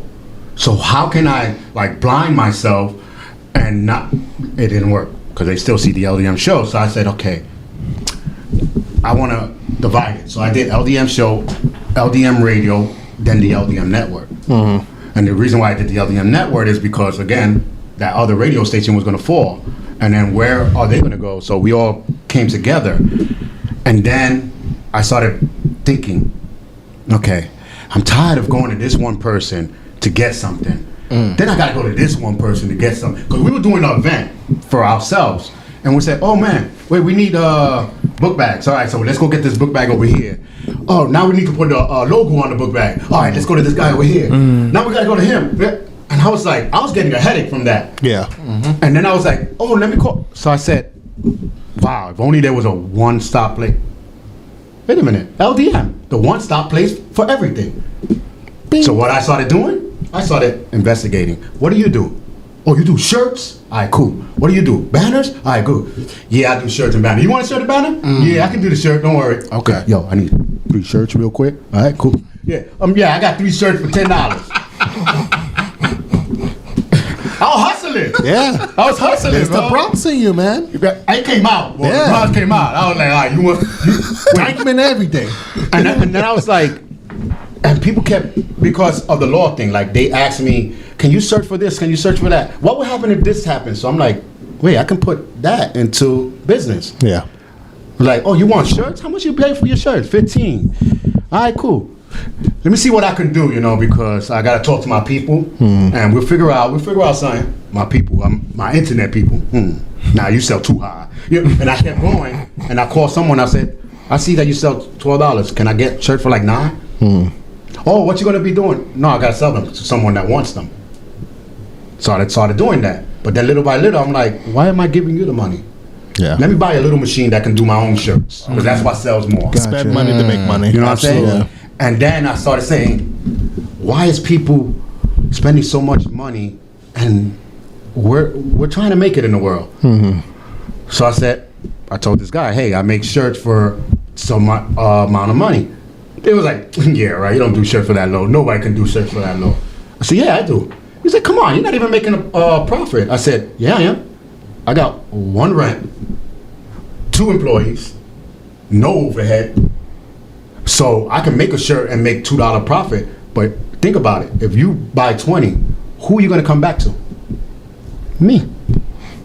So this guy's selling 300 shirts. Now that's all he made in a whole year because everybody don't want to spend that much money. Wow. But I made 20 here, 30 here, 20 here.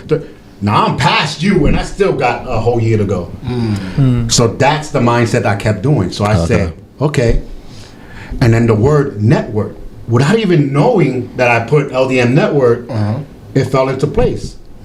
Network means a connection. So our first flyer was a guy with a hand and a world connecting to all these people. Okay. So that's how I started the LDM network. You got shirts. I'm gonna put you with me. You're a DJ? All right, cool. If you hear about music, let me know because I got these performers.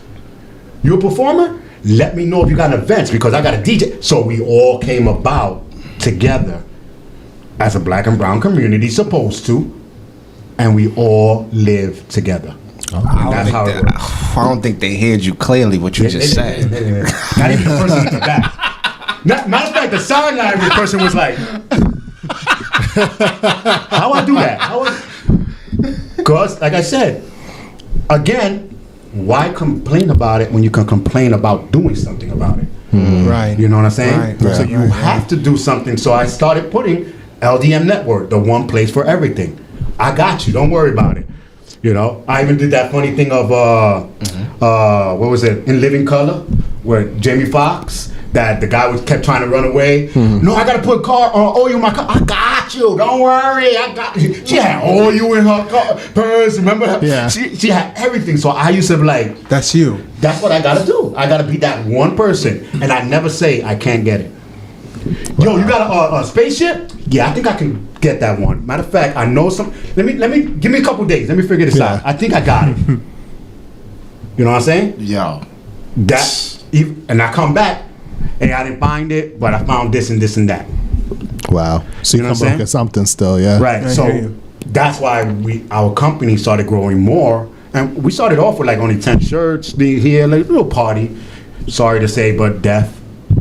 People were wanting angels and all this. Yeah. So I'm like, oh, here we go again. It's like it brings me back to all the same things, and then people started noting. Oh, you know, Law, do you want to do this? I was like, you can't really afford my opinion.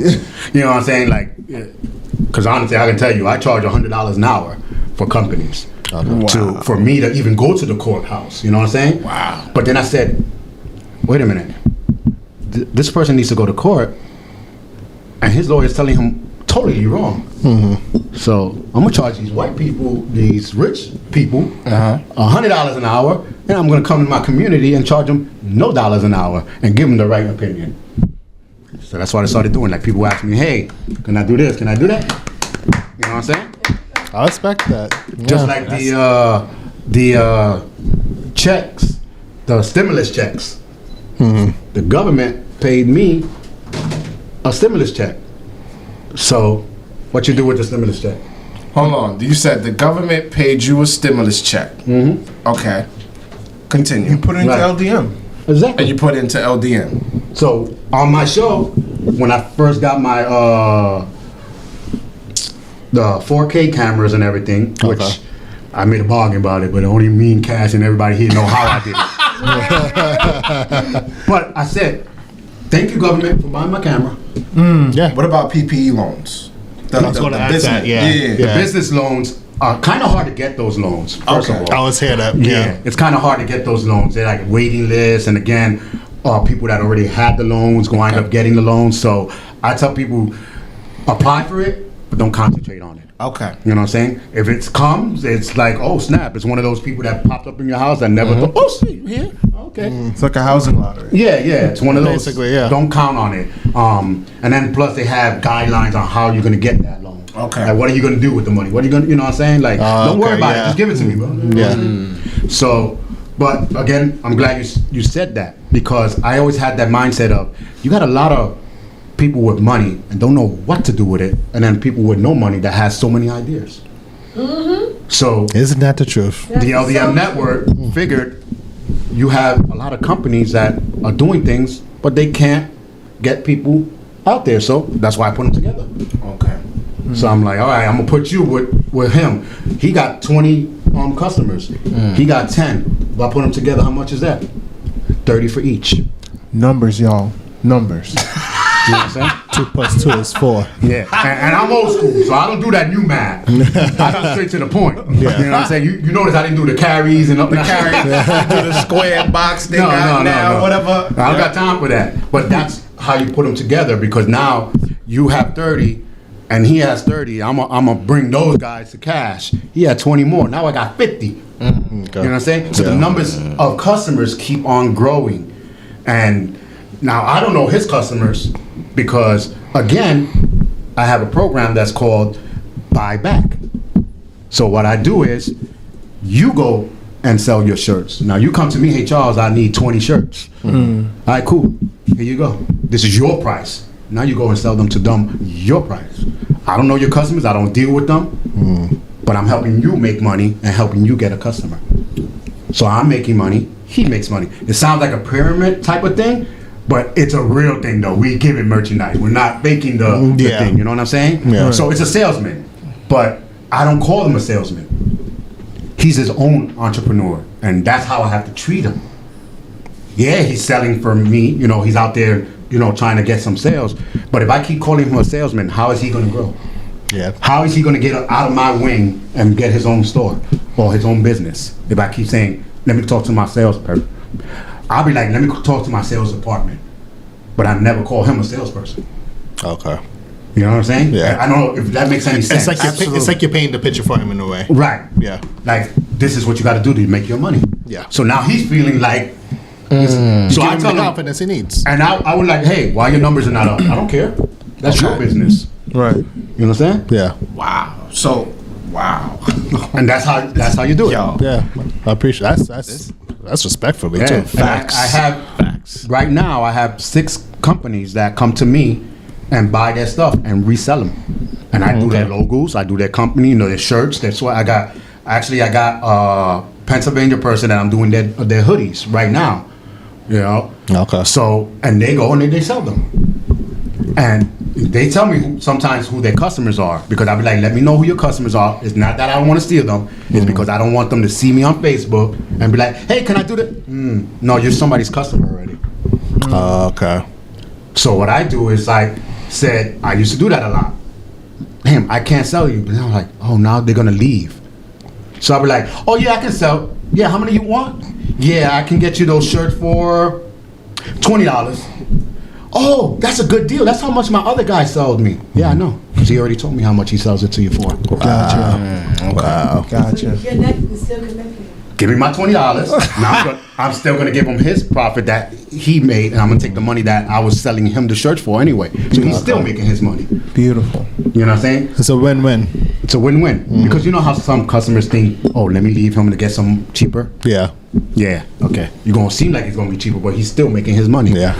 You know what I'm saying? So, again, it's called a network. Absolutely. Wow. So now that he break this down, talk about the equipment. The equipment for anything you need, you don't feel like you need big stuff. Like I told you, I started off with, and I still got that camera to this day. Oh, for real? I still got that little camera, and right now you have to plug it in to see it because you can't even see it through the screen. But I'm not gonna fix it because that was my first camera to this day. So don't always feel like you need to get the best and this and that. You get the best for your budget, and you learn how to work around that. Okay. That's the best thing I can say about equipment. Now, as you grow, you need to get big. But I seen, matter of fact, I just had an event yesterday. This guy had these big, tiny, he could this, that, and a big amp. And I'm like, you know, my motto is work smarter, not harder. Why are you bringing these big speakers? I got 2 speakers that can probably do the same job as that. I got the, you know, you're outdoors, you're bouncing towards the wall, you know. Yeah. So there are certain things you do for cheap. Yeah. You know, now what do you really need to make sure your podcast or your live shows are good? You always need a good mic. Yeah. You know, I worked with a $20 mic. That's it. One little $20 mic, and then we went to a store and got a webcam mic for $10. Okay. I'm not one of those that be like, ooh, a drift shop? Ain't going there. Yeah, right. I'm going right in there. Yo, you got any equipment and stuff like that? It was like, yeah, I got a 3 mic set. Was it 3 mic set? I don't know if it works. How much? 15? Give me. I'm a cheap. I'm telling you, I'm cheap. But what if it's not a good, if it don't work? You gonna fix it? You're not cheap. You know how to save budget. money. I'm a There's a million. difference. I'm a millionaire in that, you know, crown place talking about. You got sales? I see the number 1 is $5. Let me see. He'd be like, did you just come in that? Don't worry about that Lambo. I got $5. That's a rental right now. And matter of fact, I don't even own that. They just want me to ride it and take photos. That's the mentality you have to have, though. Yeah. Yeah. I'm not wasting no money out And there. yet, when I do this, you guys call me cheap. Look, You are cheap. What? Nah, I just. We just telling you the truth. It's Some called folks saving. cheap is the best way to go. There you go. Yeah. It's I called. can say it. Listen, it's not even called a cheat. It's called saving and budgeting. Yeah. Yeah. There you go. It's okay to be cheap. And understanding. Yeah. Because now that you say saving and budgeting is a perfect thing because buying in boats doesn't really mean you're saving. Because I tell people that if you're buying boats and half of it gets spoiled, is that really saving? No. No. So why did you buy a boat? Why did you don't buy what you just need at the moment? Exactly. Absolutely. Yeah. So, you know, you buy, and again, with the equipment, you're supposed to have the mic supposed to be at least a directional mic where I'm speaking right here, or you have the outdoor mics where it's basically surrounding everything away. Good. $15, $20. There's one right now for $40. Okay. You know what I'm saying? So you don't have to. Oh, they told me it was $200. Yeah, if you're in the big FM stereo equipment people. Yeah. You know, so you don't really need all that. Equipment wise, you need a camera. As long as the camera has good coloring, you're good. Learn how to edit. Put your own colors in. You know what I'm saying? And you're good to go. Now, some people are like, oh, I don't want to post edit. I want to do that. Some people are like, oh, post videos are good because I don't have to stay long in the editing room. I think in the beginning you need to stay long in the editing room so you can understand the videos. Yeah. So it's always like that. And then later on you work it up. Because we work, like I said, that little one camera. And I did a video with 4 cameras. I lied. There was only one camera. It's just my editing made it look like it was 4 cameras. Flipping here, flipping there, putting a close up, putting it, and it was still, the camera was just like that. Still. Wow. Okay. Then I worked my way up into getting another one and another one, because if you grow with your ideas, your equipment grows. Okay. You understand? Okay. Don't grow your equipment before your idea, because then you're going to be sitting with hundreds of dollars doing crap. Okay. Because I see people with beautiful cameras and look at their videos crappy because they don't know how to edit. They never stood time learning how to edit a video. So, you know, work with what you got. You know what I'm saying? Not what you want, it's what you need. Boss. That's what I go by. That's boss. All right, Naron and TC. I'm about to call you TC. Naron. All right, so it's the numbers guy now. The number. Mr. Wall Street. Go ahead, number guy. Let me get my lawyer up on it. In terms of numbers and projections, how far do you think LDM could go? How far do I want it to go? How far do you think it can go? Not No. one, because I mean you could want it to be like 1 billion. No. It's a difference the way how you say it now. Yeah, exactly. I always say to someone, you know, you heard your mother say, think it up and they'll come to you. You know, like always think it in forward or pray. And I always took all these things like, I'm not really into praying. So you got something else? You know what I'm saying? Positive thinking, positive words. If you say, I think I can have it, you're never going to get it. Because it's like you're doubting yourself still. Exactly. Yep. Yeah. So that's why I say, where I want it to go is where it's going to go. So where do you want it to go? Well, where I want it to go is going to be my own network on my own TV station. Yep. They're going to be 2, 4, 7 LDM network. 9, 10. That's where I wanted to go. What about like a Oprah or something? Not like same thing like Oprah, but I'm saying I ain't giving nobody brand new car. I ain't giving nobody. No. Not even. No, I'm not. I'll give you a Hot Wheel. You get a Hot Wheel. You get a Hot Wheel. You get a Hot Wheel. I'm not talking. No, I know. I'm talking Oprah about has that her own billion. network. Yeah. Yes. That's what I'm saying. The old network, I I think it's want called, LDM yeah. to have their own channel. Like that. You know what I'm saying? That's where I want to go. But will time let me? Maybe. Because I probably say I want to go on TV. But if you notice, internet is taking over. I was about to say that. So what if it's So like why am I worried so much about it? So as it's growing, I did mostly the impossible. would you settle for, let's say it's not national TV, but like internet television, like having your own streaming platform, like Yeah, NBC at Peacock and stuff like that? Yeah, like let me see. LDM network, I think is on Roku, right? Yeah. Oh yeah. I thought ahead. 10 steps ahead again.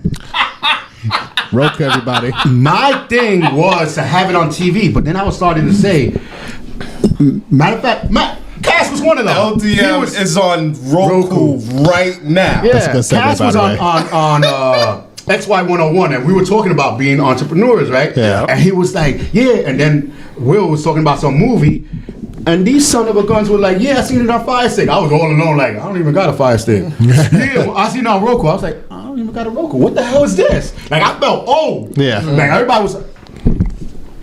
I was like, you hear, I'm in the background, all you hear is because I didn't understand one word they were talking about. So I went in and I started typing Roku, Fire Stick. And I'm like, why is millions of people grabbing this? It's the future. El futuro. Now we just need to get you an Apple TV.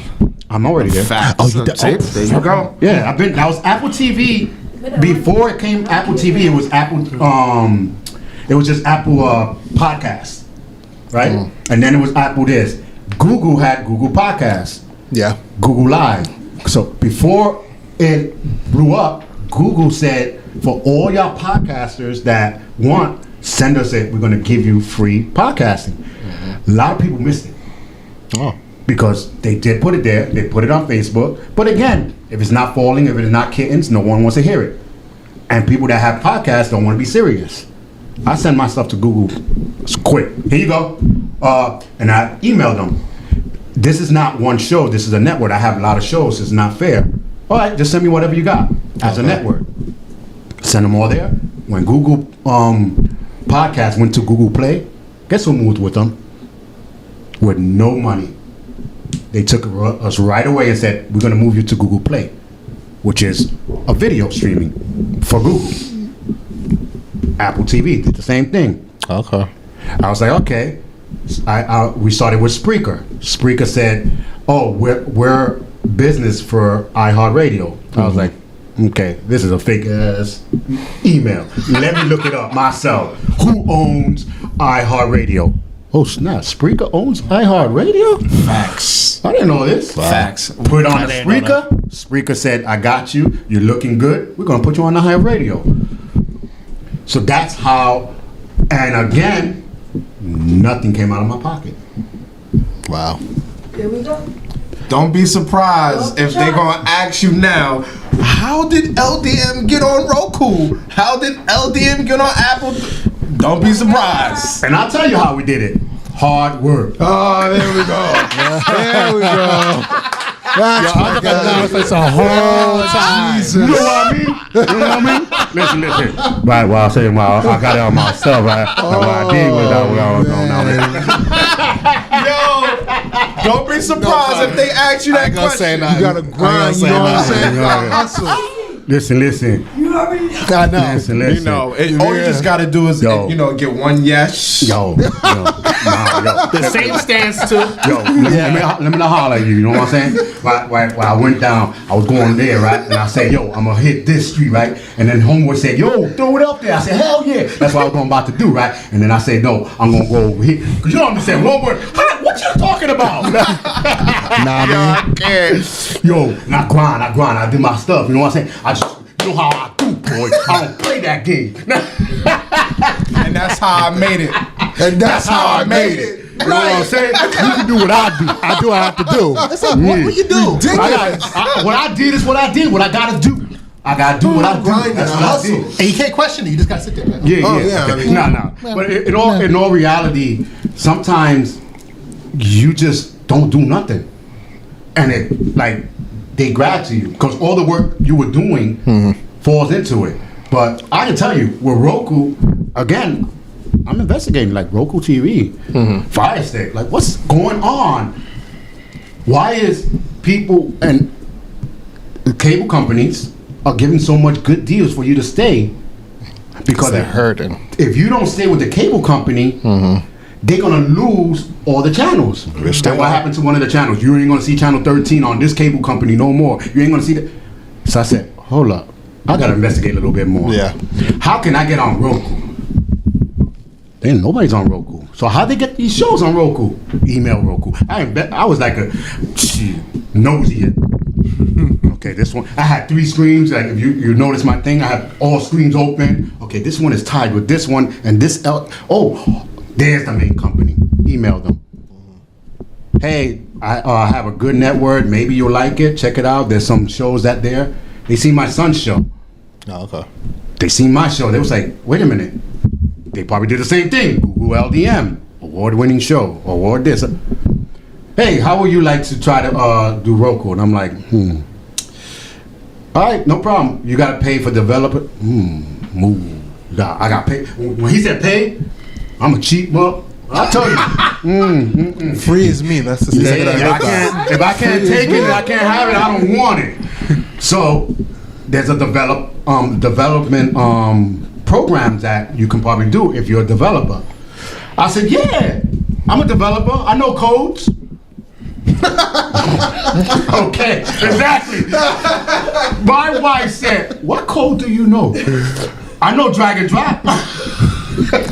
Copy and paste. Yeah, copy and paste. I don't know no code. Who can do a code for me? I gotta be the cheapest place to find a code. Find a person that can start me off teaching me how to do a code.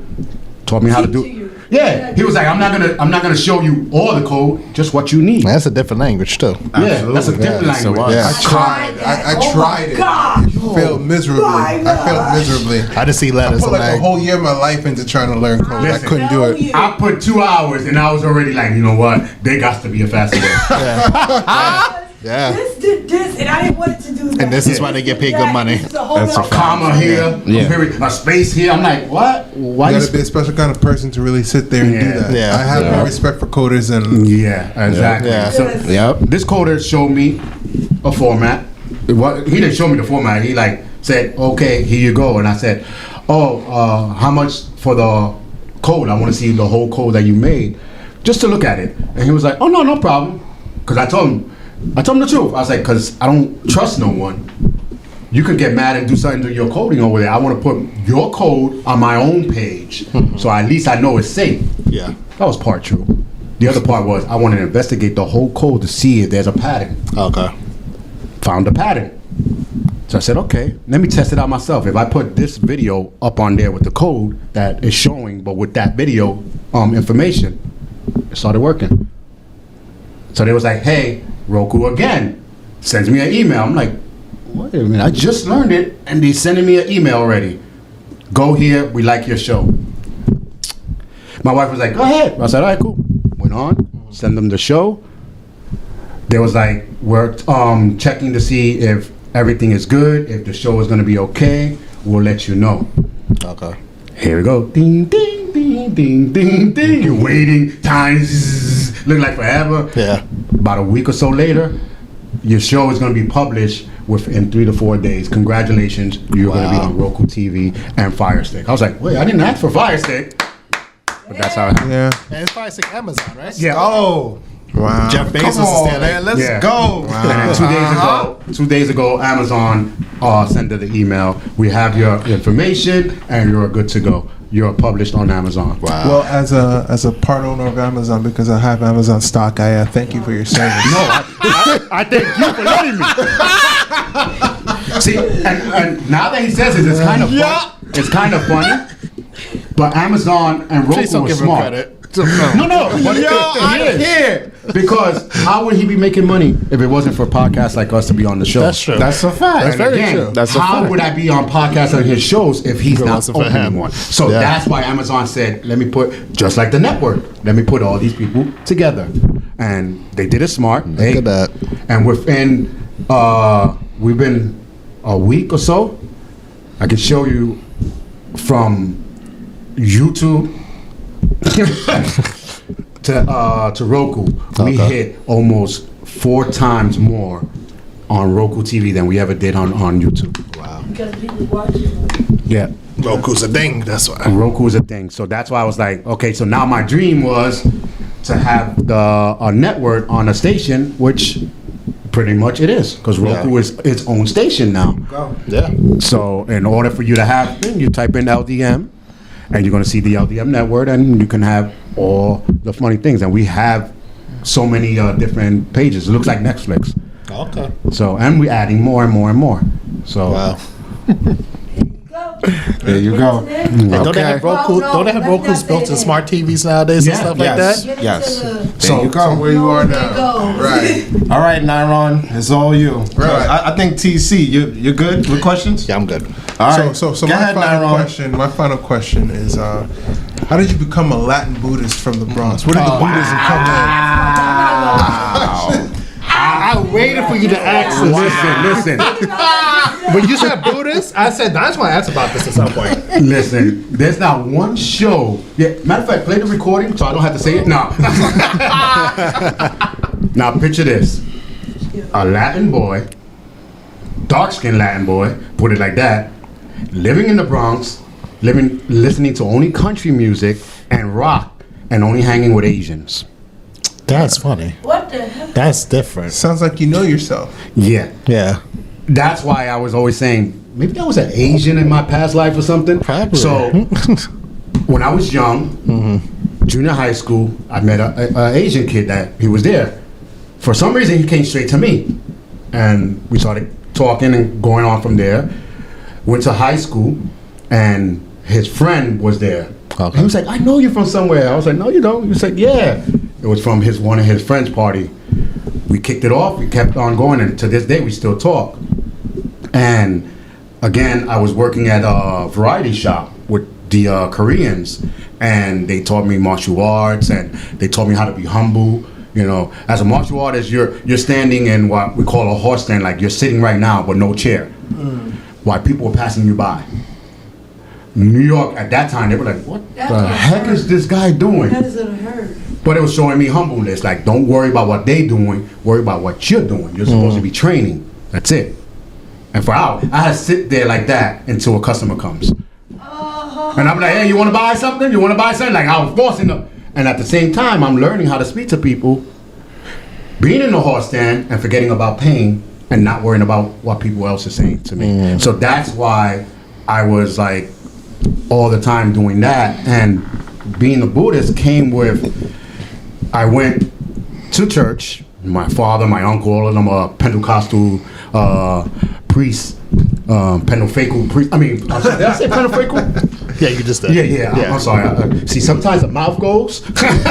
But I was sitting there, and he was talking about fathers and parenting and stuff like that, and I'm like, wait, I know this mofo ain't talking about family and being one when you left me and lived a block away from me and never said nothing to me. Wow. So all this time for 13 years, the guy that took me to the army, the guy that showed me that socks go before your pants, tie the thing and learn, was not my father? And you were there, now you want to try to grab it like you're the one that made me? Do anybody want to preach up here? You know how they always do that? Yeah. Ooh, that was the wrong thing to say. Sir, I don't know that much Spanish here, but I'll try. Got up there, I made him feel the lowest possible. And that's when I realized, nah, church is not for me. I'm a spiritual more person. And that's when I went towards more Buddhism, because they were more happy. They were more like, learn why you're drinking this water and not why you grabbed the small one. Like, what was the purpose of you drinking the long? You know, so there's always a purpose in life. Yeah. They wasn't teaching me that. So here I started learning how to meditate, and the depression started going a little bit down and down. Okay. And when I get that depression, I learned how to meditate or make a joke or something like that. I wasn't learning that from going to church. Do you still battle with depression at times? Yeah. Okay. Yeah. Like when we started, you didn't even notice I had like 5-10 minutes of anxiety and depression. Okay. But that's why I was laughing and joking. It brings it out. Where am I? Calm down. I'm here. You know what I'm saying? So I have a video of how to break it. Okay. It's times that you can't break it. Yeah. But there is times that you could. So with all that, I started learning, like, now, don't get me wrong. If church is your thing, church is your thing. I'm not saying not to believe in this, not to believe in that, but question everything, you know? And then I make jokes like, Jesus walked through the desert. I was like, yeah, he must be stinking and sweating, because you know the sun is out, you know what I'm saying? Like, that's me. I want to know more of what you're trying to tell me. I want to know the background. So that's how I do with business. Like, if you tell me this camera's going to do that, okay, so what else is it going to do? I need to know what else, like what it's going to do in the background, what's going to do for me later. So that's how I became more of a Buddhist. So you follow the Eightfold Path. You don't really eat meat. No, I'm not a Buddhist monk. Okay. Okay, All that's right. the difference. All People right. like, everyone says that. Oh, so you don't eat meat? I got kids. But you do follow the I Eightfold got Path. kids, so you don't think I don't eat meat? Kids get hungry, man. I got a kid, so I have to eat. I eat pie. Fish pie. Yeah. But it tastes like chicken. But yeah, I follow on those paths. I follow the path of everything is here for a reason. Like, we don't really kill bugs and stuff. I try not to, but that roach, Oh, he died. he gotta go. If he's in that house, he has died. If he's in the house, you be like, nah, He gotta go. Not in my house. You could be in somebody else's house. You know, I'd be like, hey, you got a roach over there. I'm not gonna kill it because I'm Buddhist. That's when I'm really a Buddhist. I ain't gonna kill it, but if it's in my house, I'm like, Oh, I didn't know you were there. No, but we always believe like things are here for reasons. Like you guys are here for a reason. He called me. Like I know him for years. He started his show. He's on his 33rd, right? Or No, 32nd? 30th. 30th. 30th today. Why Yeah. wasn't I on the first, second, third, or fourth, or fifth? No, I'm not throwing shade. You know why? Because I was not meant to be on those episodes as yet. Oh, okay. You know what I'm saying? I see what you did there. If I would have been on those episodes, we probably would not be speaking like we doing, or we would have That's not true. been having numbers. You know what I'm saying? So it was Yeah. meant that I had to be here on 30, just like my age. Speak your You know what I'm saying? That was Yeah, I balls. noticed Right. that you just That throw was yourself into balls. the universe, and I just find that incredibly brave. Yeah. Thanks. So, You're very brave. Yes. Yeah, I always do. Like, there's times where, I'm a martial artist, champion and all this, and people were like, why you walk through the streets late at night? Because you're a champion? No. Because I believe if it's my time, it's going to be my time. Why would I try to avoid something, And there's a story, a Buddhist story, where a guy went to a fortune teller and said, I want to know my fortune. He said, don't cross to the right because you're going to get hit by a car. I say car, but the story is a wagon. So he said, oh, the right? Okay. This boy kept looking at the right. Okay. He said, on this corner? All right, so I'm not going to go to this corner. I'm going to go to this corner and look at the right. What happened to his left? Bam, another wagon hit him. So he still died, preventing to go to this corner, but he went to this one and still died. So if it's your time, it's your time. So if you live with walking down the street in fear, you're going to live your whole life that way. Paranoid, in business everything. and everything else. Yeah. Yep. Now I'm not saying not to be cautious. If you see some five guys drinking and you cross the street. Yeah, avoid and it. walk. Yeah. You know what I'm saying? Of course, you're being cautious just like in business. But do not be afraid of it. You understand? no, those are all the questions. That was it. The last one was the Buddhism. All right. So now that we got that, final thoughts and what's your social media? Final thoughts about what? Of anything? Just anything. I quick final thoughts. Never live your life in fear. You know what I'm saying? Fear didn't really get me nowhere. Which, again, the martial arts helped. And also, if you're gonna do something, do it not 100%, not 110. Give it all, like 200. You want to give it that, you'll be like, how you play basketball, you have all that energy, and then when you get home, you're like, I played a lot of games. Yeah. That's how you want to give it. You know what I'm saying? You want to give it all until you can't no more. Surpass you your know what I'm saying? limits. Yeah. Got it. Life, relationships, parents, everything. You have to give it your all. You can't just, I don't believe in that. Oh, it's 50-50. No, it's not 50-50. Because that means you got 50% of your energy still left. Let's give it all. Yeah. Even in a relationship, they be like, oh, it's 50-50. No, it's 100-100. You know what I'm saying? It's no 50-50, it's 100-100. You got to give it your all or don't give it nothing at Takes all. two to tango, right? Right. Yeah. Yeah. So, and another thing for business, like I was told Cash the other time, is if you think about something, do it. Because if you're thinking about it, 1 million people are doing it. They say whatever you, right now, there's probably not good looking brothers like us, but there's 4 guys doing a podcast talking about maybe something similar to this. Yeah. Yep. So if you're thinking about it, someone else is thinking about it, so you do it before they can do it. That's, a business model that I always try to live by. Let's go. Facts. All right. Social media. LDM, everything. Yeah, where you I'm can a find simple you. guy. Just Google. Just Google Google LDM. LDM. That's it. You got LDM Network, LDM Show, and LDM Radio. Do you have LDM.com? Yep. Just www.ldm. LDM.com. All right. That's it. And And you the got network Instagram. is LDMnetwork.net. You have Instagram, Twitter, all that. LDM. Okay. So, that's another thing in business. Stop doing that bull crap of, I got Facebook at Junebug and Instagram at Buggy June, like, and then the Triller is this and that. Like, what? I'm not going through all this looking for you. One simple thing, LDM Network. You can find it all in Instagram, Twitter, all that. You know what I'm saying? So that's how business is supposed to be. Like, keep it all Stream. in one streaming. Got it. Absolutely. You got your personal. Yep. You got your business. The only That's personal it. I got is Facebook. I don't got Instagram, Twitter, nothing personal. And Facebook, and it's not even personal because the only one that can see my personal is my family, my sister and something like that, because Yeah. we live so long distance. Yeah. I'm not one of those that be like, I'm taking a crap I ate this food. Yeah. Listen. You don't need to know my life. You know, and those questions, remember we were talking about those cyber password questions? I don't got time for those things. Yeah. Come on. I put a picture of my kid and then I block it from the LDM fans. And only like he can see, you know, people that I actually speak The to. best way. Gotcha. Gotcha. You know what I'm saying? Because they not all my friends. Yeah. How many people I know? I don't know them. That's true. Shit. Fact. Have you been to my studio or my house? No, then I don't know you. You know what I'm saying? So, no personal for me. Okay. Let's All go. right, LDM everything. Yes. LDM everything. That's it. LDM. LDM. That's it. Yo, thank you. Yo, thank you for the gems you dropped. Thank you for everything. Yo, this is like, this is for the history books. I want to say, Charles, you have really good energy. Facts. Okay. Yes, that's why I say Definitely. that. We try it. If I don't have it, then y'all not gonna have it. And it's gonna be the Well, Nyla boringest. has it.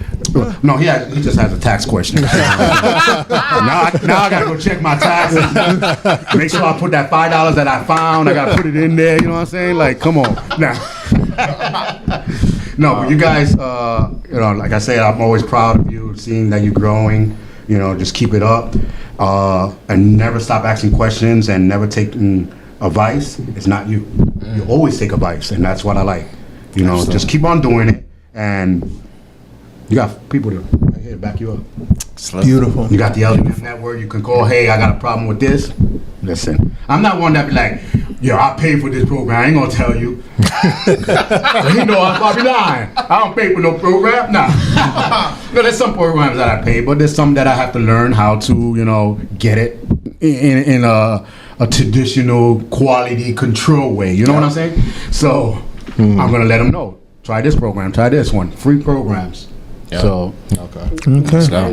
always questions here, questions there. You know what I'm saying? Let's go. Okay. All right. All right. And if our audience have any questions, LDM Network. Yes. No, LDM.com. Email ldm@gmail.com. Info at no, actually the email. If you go into the LDM network, it's gonna take you to my original, which is Laloma Inc. Oh, Okay. Yeah, the email. That's the only thing that we didn't change yet. Yeah. at what.com? .com. LDMinc.com. No, but is it Gmail, Yahoo? No. No, No, LD. I got my own. Yeah, you guys own Yes. Oh, You guys excuse me. own ads. For Sorry. the radio station. Sorry, folks. Yeah, for the radio station is info at ldmradio.com. Get out of here. He's a business now, Ron. Come on, man. I don't use Gmail. Yeah. Yeah, I use Gmail for like if I'm ordering something. Yeah. You know what I'm saying? But business, it always have to have your name at the end, dot, whatever. So your company, Yeah. so that's how you found it.